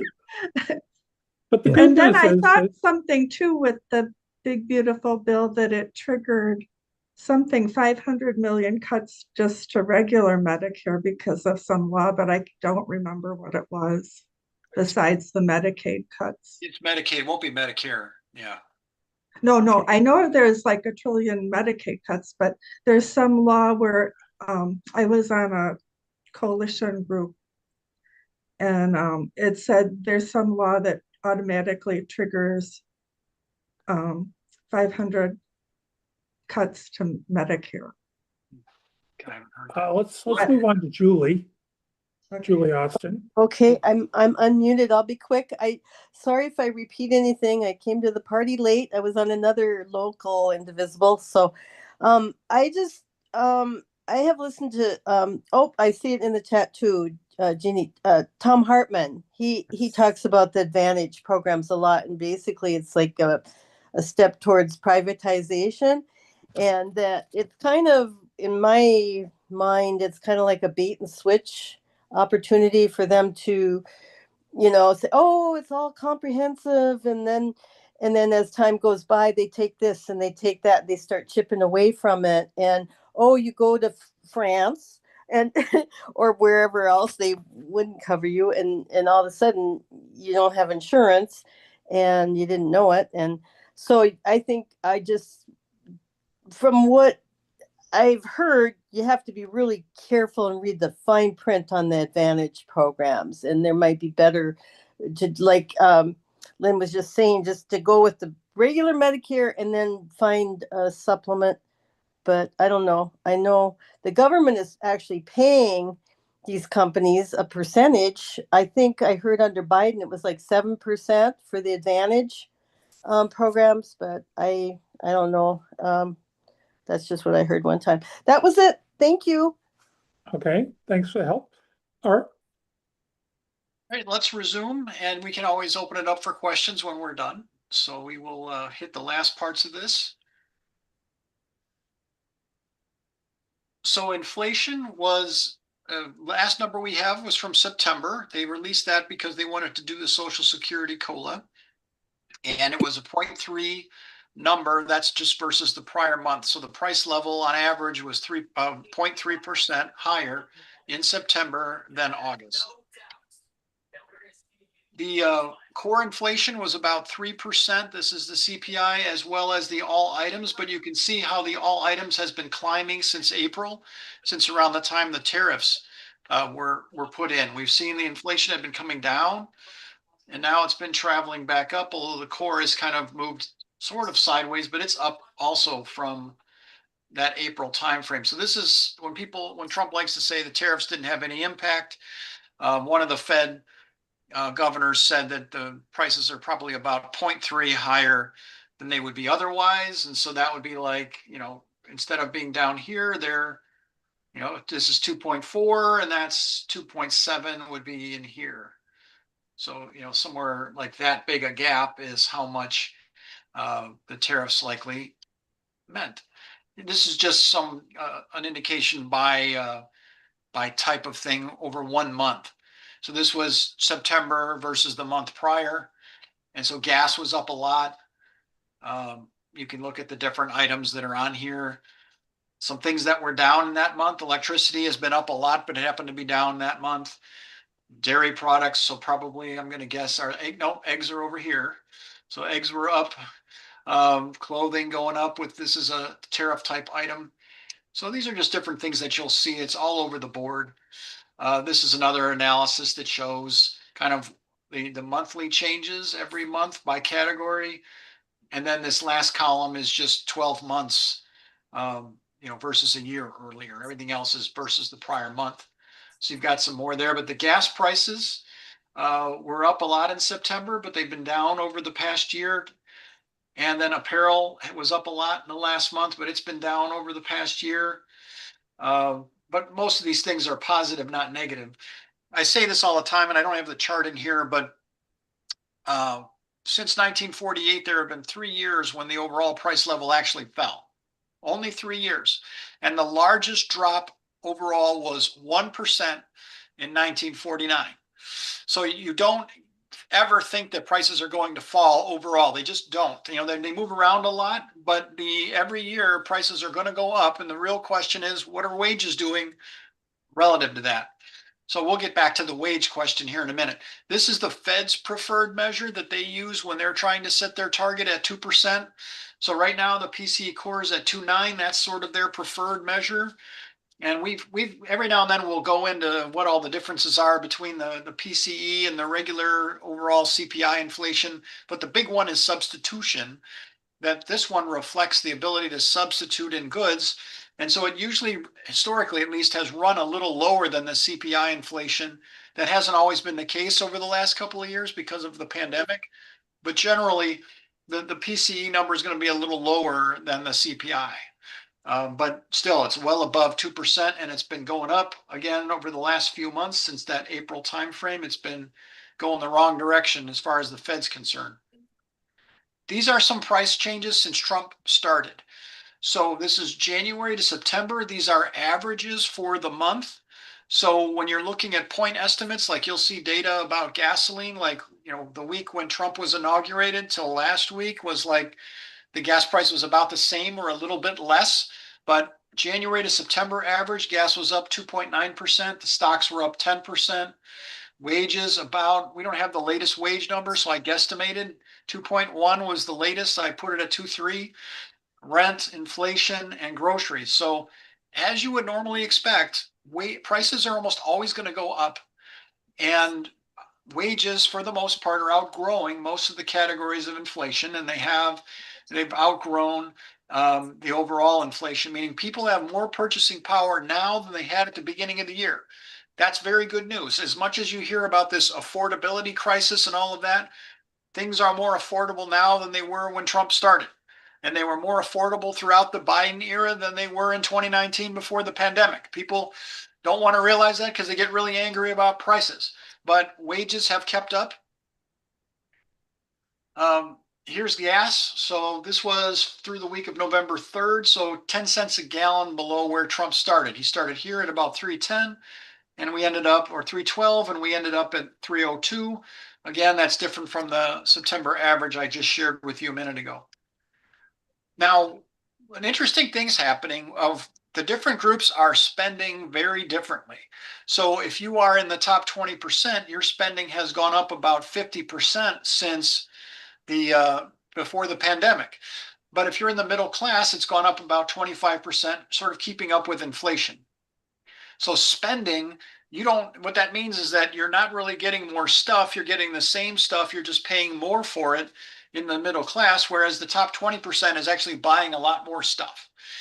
They have not just spent the inflation of 24%, but they've actually spent almost 50% more. So they're getting a lot, they're buying a lot more things, not just keeping up. And this is what's driving the economy right now and why you're going to likely see a very strong GDP number this quarter, despite not many more workers. The richer people are spending like crazy. They're very happy about how much money they're making in the stock market, and they are just spending. And we're going to see just how much when that next GDP report comes out. But it's that upper part you can see there are really driving the spending, which is the biggest part of the economy. This is what I was mentioning a minute ago about how the real wage, so purchasing power, was always higher through the Biden era and today in August, as of August 2025, than it was before the pandemic in here. And you wouldn't know that listening to the news. You would think that it was some kind of crisis happening, but in fact, the purchasing power was always higher. This was a fake peak, which you should ignore. You should just use these numbers down here. This is all noise. This is what happened when millions and millions of lower wage workers were let go. A lot of the people that were in jobs that face consumers were on the sidelines. They were let go from their jobs because of the shutdowns and the pandemic. And what happened is you only had the higher wage workers, the office workers that were able to work from home. They kept their jobs. And so the average wage spiked up. And the media didn't want to tell you that. They wanted to tell you, oh, it's terrible. The real wage is falling under Biden, blah, blah, blah. Everybody's suffering. And it's like, well, no, you actually had more purchasing power than 2019 and the years before. And so now we've got really record purchasing power, excluding the pandemic, this fake pandemic peak, which you should ignore. So this is a very positive for Trump. He tries to make this argument, but it gets drowned out in the, oh, prices are up. And I get really annoyed when I hear that because prices always go up and they're not going up at a crazy rate. Inflation is not a crazy number, but it's going up in part because of the tariffs. That's that is an unforced error that Trump has made in making these prices go up more than they would otherwise. But the wages are keeping up so far. This is how households have done since the pandemic through the second quarter of this year. And all of these numbers have far outgrown inflation. So wages, GDP, net worth, stocks have basically doubled since before the pandemic. And if you are lucky enough to own stocks or a home, about 2/3 of the population owns a home. About 60% of people have some exposure to the stock market, but stock ownership is very concentrated. Like the top 10% has like 90% of the stock. So really the home prices going up this much has driven these big net worth gains, even in the bottom 50%. So people are much better off than they were in 2019, but they won't tell you that. They don't like this market for whatever reason. And that's this idea of the vibecession is the term. And Paul Krugman is doing a series on that right now on his Substack. I would encourage you to read it. He's talking about how people really don't like this economy, even though by most measures, it's about as good as it gets. Let's see. So here's the stock market since Trump's inauguration, up about 11%. After a big drop here, about 18% here, and then up about 11 right now. Here's a very busy chart about who owns what stock. I've tried to translate over here. About 70% of households have some ownership of stock, more than the 60 that it used to be. The median holding, so half of the people have more or less than 250,000. The holdings increase with income and age, as you would expect. The bottom 40% families have less than 100,000, and the top 10% of families own about 3 million worth of stock.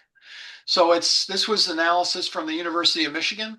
Gives you every which way you can imagine slicing stock ownership out there. But you guys can all enjoy looking at this chart. There's a lot of detail in there about who owns it, but as you would expect, the rich people are the ones that have most of the stock. Are stocks overpriced? Is there sort of a bubble going on? Well, this is the price earnings ratio. This is how much an investor is spending per dollar of earnings that companies have on average. And so this right now is the highest reading other than the big drop at the end of the Clinton era. The dot-com bust was this big drop off here. And we're pretty close to that now. So it'll be interesting to see what happens. Again, I mentioned the NVIDIA earnings release is going to be interesting to see. If it's a bad report by Wall Street standards, then we could see the start of a big drop off in those stocks. But we'll see. I don't bet against NVIDIA. We'll see what happens. This is the returns since Trump started by asset class. So gold is up 45% or so from his election, so from November. Infotech, so this is the big, this is the NVIDIAs and the Broadcom, AVGOs. Emerging markets, Asia, S&P 500, Bloomberg US aggregate, and I think this is a bond one, US dollar and oil. So this is kind of by sector since Trump came in, and there's some quotes down here from Raymond James that did this. Most asset classes you're up, unless you were a big oil investor for some reason. You are probably doing quite well in the markets if you are lucky enough to have some of those assets. Interesting, kind of like the way I was describing that the richer consumers are spending like crazy, buying a lot more stuff. Everybody else is sort of treading water. If you own stock, you really like this. You like this economy a lot better than if you don't. So this was kind of interesting. Now everybody's still on this kind of downward trend. If you drew a line through all this, it would still be, an incline down. But if the stock market's booming, those people are a lot happier about the economy than everybody else. So we talked about the Federal Reserve forecast already. I just repeated it here. What's happened is that all of the measures are worse since the December forecast. So the December 24 forecast, here's what the Fed thought things would happen over the next this year and then the next two. So 25 to 2027. So here's real GDP. And they thought the growth would be about a little over 2% in 2025, and then it would taper down to, 1.8 or whatever in 2027. Since now this is what their forecast looks like. And they've shifted the growth down. They've shifted the inflation up. They've shifted unemployment up. And then they've shifted the interest rate down. And the interest rate going down is consistent with slower growth and higher unemployment. So meaning the Fed is combating the slowing down of the economy. They're choosing their battle. They're choosing to lower interest rates to offset. They're prioritizing unemployment, in other words, not inflation. They're saying, we don't think inflation is going to go crazy. It's coming down, they thought. We're going to focus on the unemployment issue, sort of the recession risk. They are going to lower interest rates to try to prevent a recession from happening. And so that's what this behavior is here.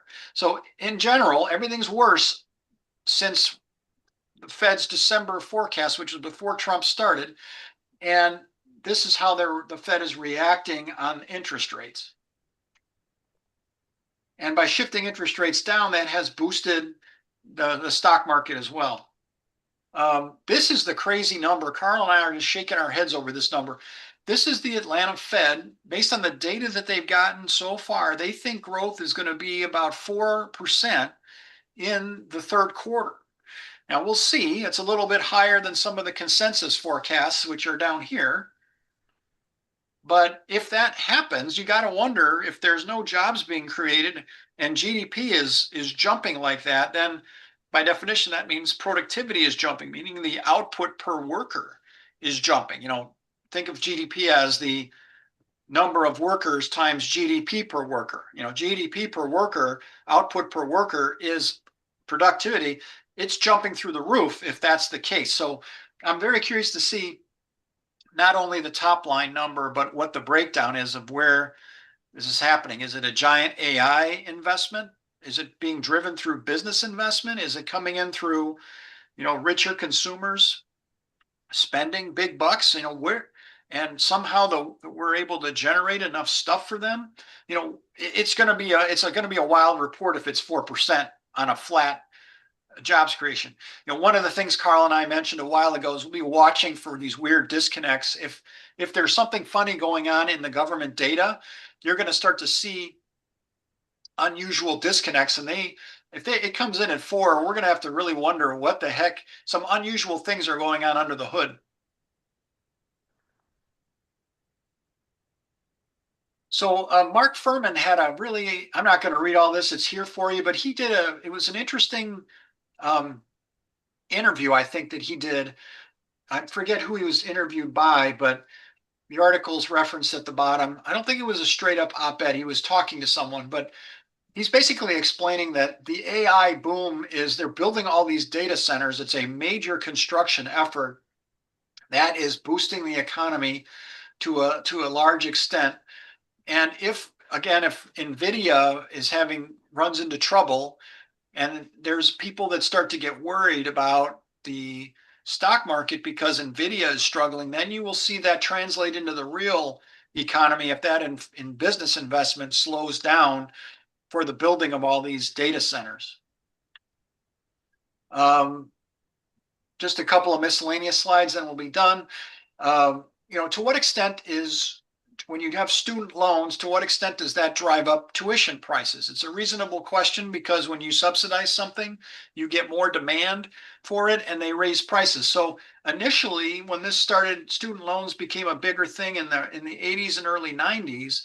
There was a pretty big increase in tuition, but lately it hasn't been much at all, meaning as student loans matured, the fact that people have better access to loans to go to college has not been driving big tuition increases for about the last 20 or 25 years. It was early on when they had a bigger one. So it says $1 of student loans increases tuition about 10 cents, but the effect has varied over time. So this is probably not the biggest driver of why college costs are more expensive. Is there are a lot more students that are going there, but colleges are more than capable of expanding supply, and they have over the years. So I thought this was an interesting study if you're interested in kind of, you know, government is making college more expensive. I mean, it's to a very small extent is what this study indicated. I mentioned as an aside, I included it in the main presentation this time. Last time it was sort of an extra I threw in there. All 11 states where 40% of the population has a college degree voted for Harris. And what you can see here on the graph of all the states is that as you get more college educated people in the state, the Trump vote share fell. And it was actually a surprisingly strong statistical relationship here, that education, this number, I don't want to get into the statistics, but they range from, R squared ranges from 0 to 1. 1 would mean a perfect relationship. Everything would be on the line. 0 would mean a big blob, could draw a line any which way. 0.6 or 0.58 is actually a very strong correlation between education and voting for Democrats. So it doesn't surprise me if you saw the news that Trump is disbanding the Department of Education. I almost laugh about that because it's because of this. I mean, they do not want a department. They do not want college educated people because they vote Democrat. And every state that had over 40%, that magic number, was a blue state in the election. And we had a request for which state it was. My last chart didn't have it. A lot of these are states in the Northeast, the smaller states in the Northeast, and Illinois is here. California is right underneath it. So not quite 40%, but close. And then you got some very rural states like Wyoming and West Virginia, sort of the least educated and the most likely to vote for Trump. So they're right on the line, more or less, just it starts there. So I thought that was interesting that it's all about education. If you want, these days, it's a very big driver of which party you're likely to vote for. Republicans will say it's because you're brainwashed by lefty professors. I don't think so, but I'm college educated, so what am I? I'm not independent. I'm not objective. Always share this slide. People are always complaining about, oh, the national debt's going to bankrupt us. It's a Republican argument that, we got to cut spending because, you can't tax the rich enough to cover your deficit or your debt. And that's baloney. The top 10% have 113 trillion net worth. We could be taxing them an awful lot more than we do to more than cover anything and more than cover the progressive wish list that we have. And that would be all. There's a couple slides on things you can do. I think many people are plugged in here in terms of different sites you can go to. No Kings, 5051. You can donate at Act Blue. They have a clearinghouse that explains kind of which Democratic causes you can vote for, pay for, donate to. You can write your representative and your senators, and you can comment in newspapers and social media, other places. There's lots of things you can do if you're very frustrated about the administration. And, you all are taking a big step by just coming here and getting all this information where you can share it on social media to your heart's content or with your whatever network you have.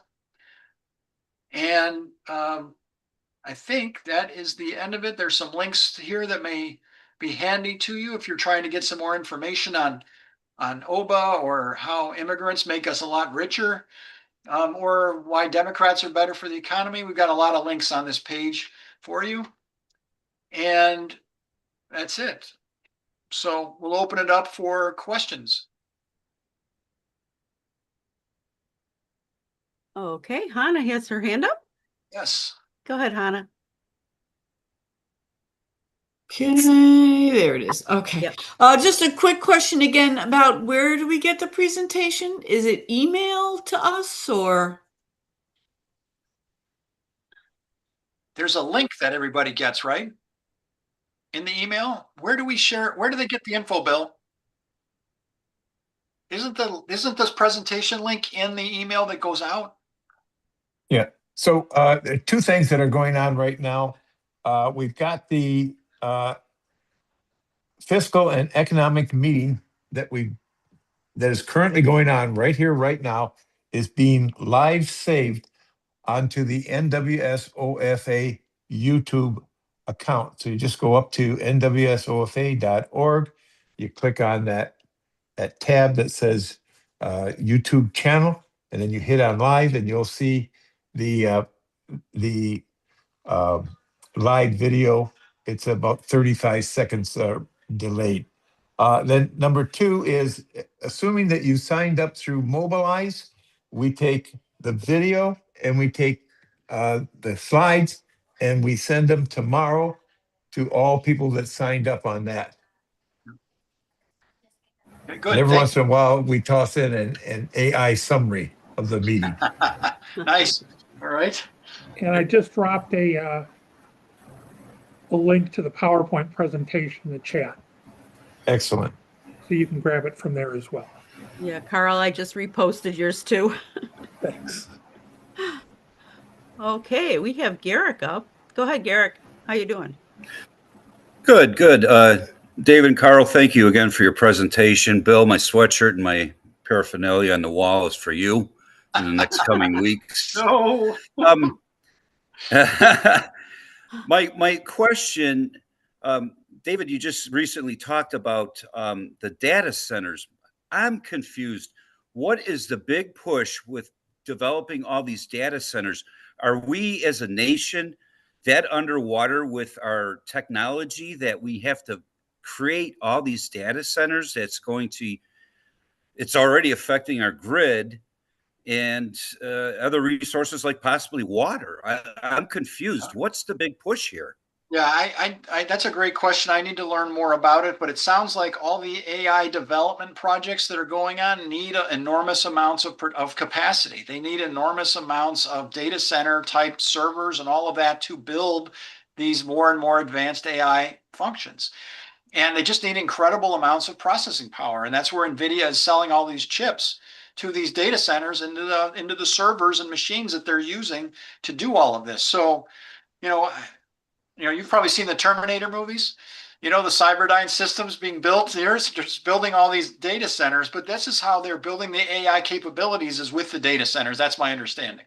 Well, that's what concerns me. I mean, are the oligarchs, the powers that be, trying to create a system that's going to control all of us eventually? Well, you never know. That's the science fiction risk. I mean, if you read a lot of science fiction or see the movies, these are possibilities.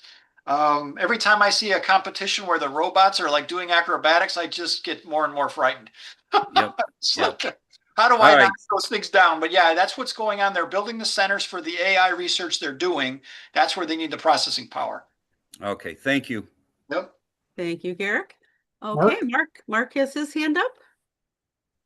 Go ahead, Mark. Hi. To the question about the data centers. Currently, Illinois alone has 244, I believe, data centers operating. Some of those are big, some of them are not so big. But they're forecasting maybe 1,000. Each one of them uses the power of about a house. I'm sorry, about a small city, about thousands of houses. And they use a lot of water, although they can recycle the water after a fashion. But since they have to use deionized water, it only lasts a short time, and they have to start over refilling the tanks. It costs.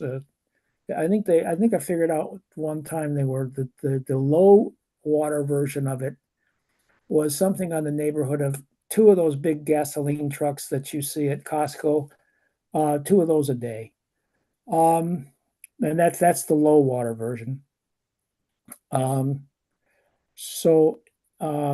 But these the training of these AI systems and the calculations for it is many times what you get on a standard query, because they're actually doing enormous lookups, and they use tremendous amounts of data storage, amounts that would have been inconceivable just a few years ago.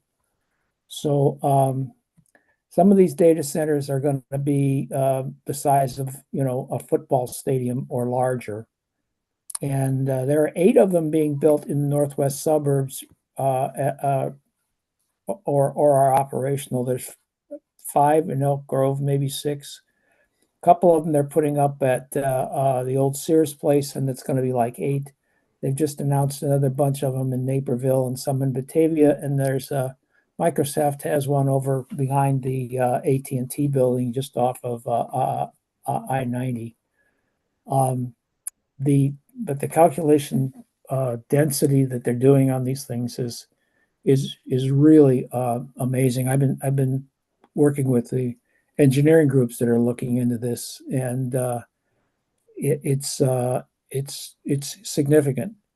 And to your question about whether they want to have AI controlling us, Jeff Bezos has said exactly that in so many words, that everything will be done by AI, and we will essentially be told when to breathe in and when to breathe out. And that's what Bezos is working to.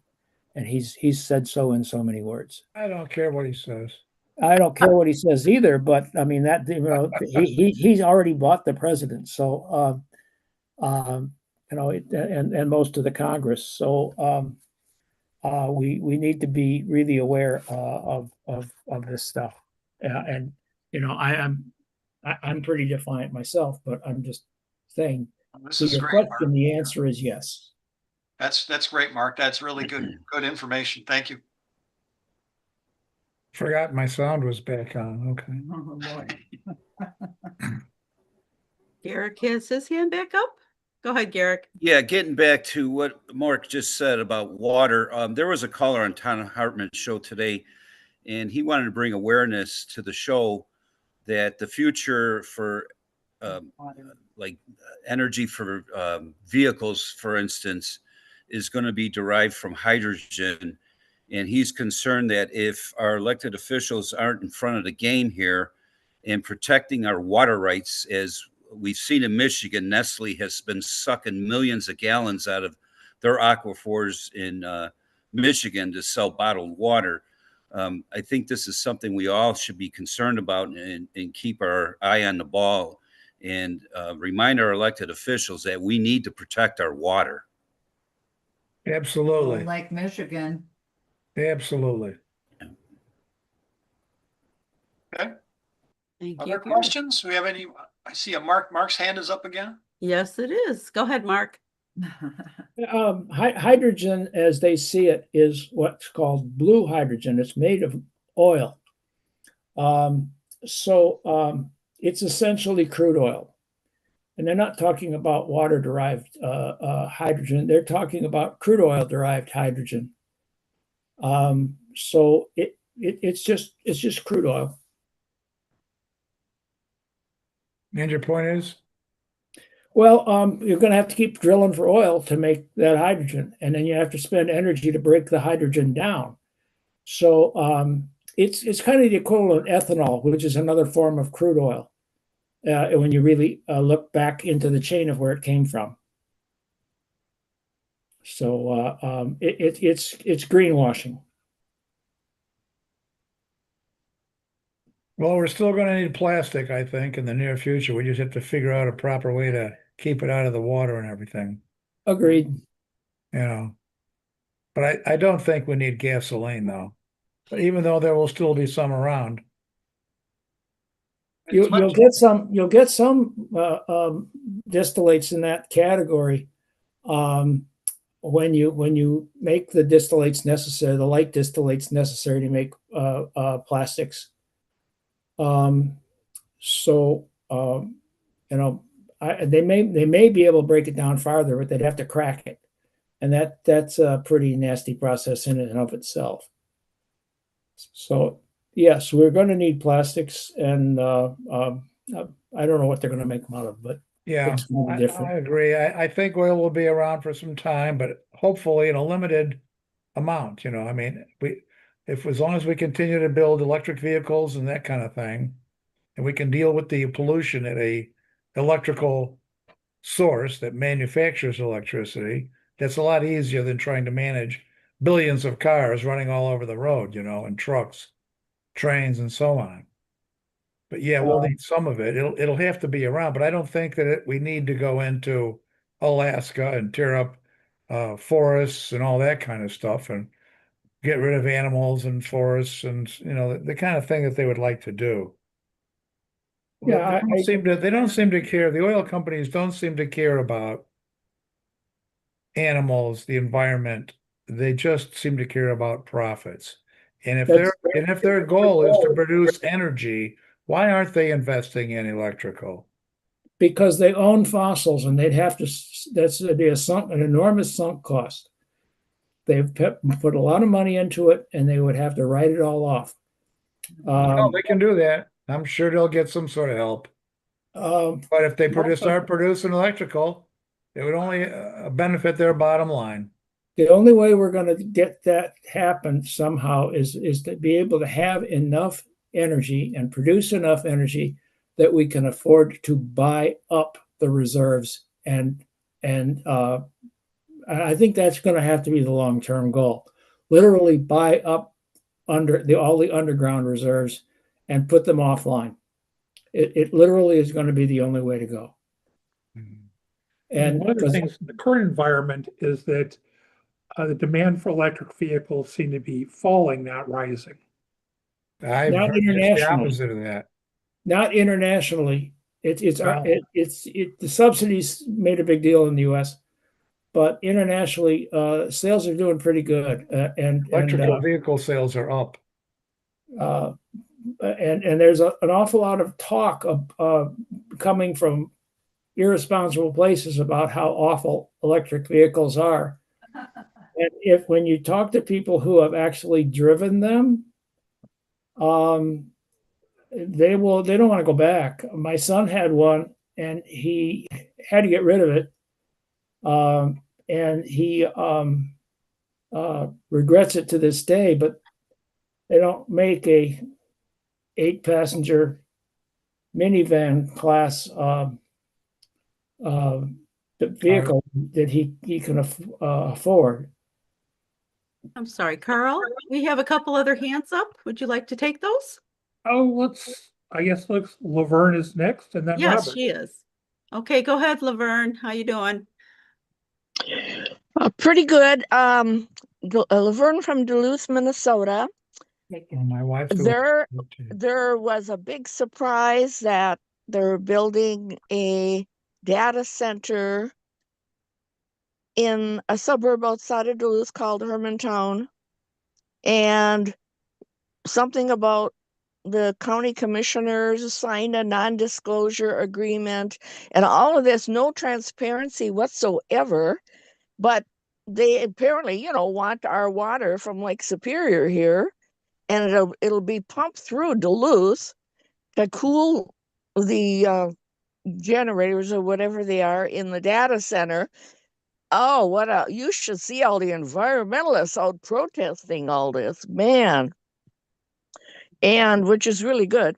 But don't these big data centers also give off EMFs, electromagnetic frequency waves?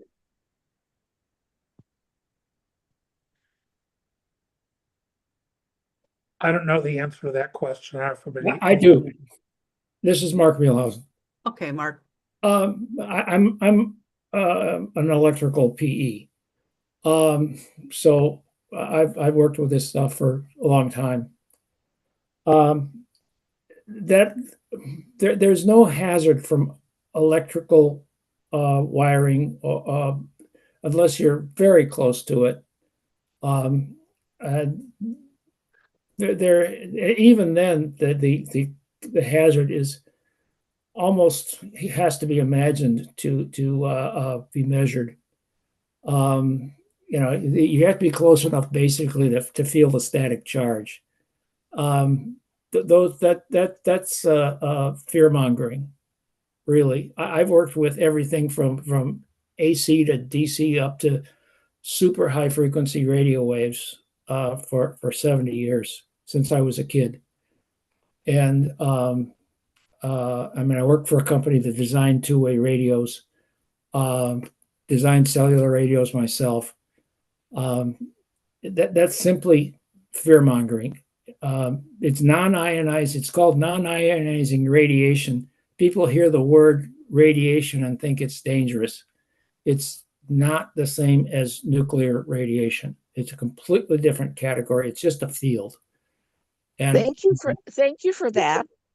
But it's interesting that one of the city councilors in Duluth is connected with Minnesota Power, and boy, what a controversy there. Yeah, well, there's Minnesota Power would no doubt make a lot of money selling them the juice. What really scares me about these big data centers is they are going to get contract with the power companies that are on the basis of being uninterruptible. In other words, the power company has to make every best effort to deliver power to them. You and I do not have that contract. So if they have to make a decision on who gets power, we ain't it, sports fans. Thank you, Mark, and thank you, Laverne. And we have Robert's hand up yet. So let's go to Robert, and then we will go back to Karl. Go ahead, Robert.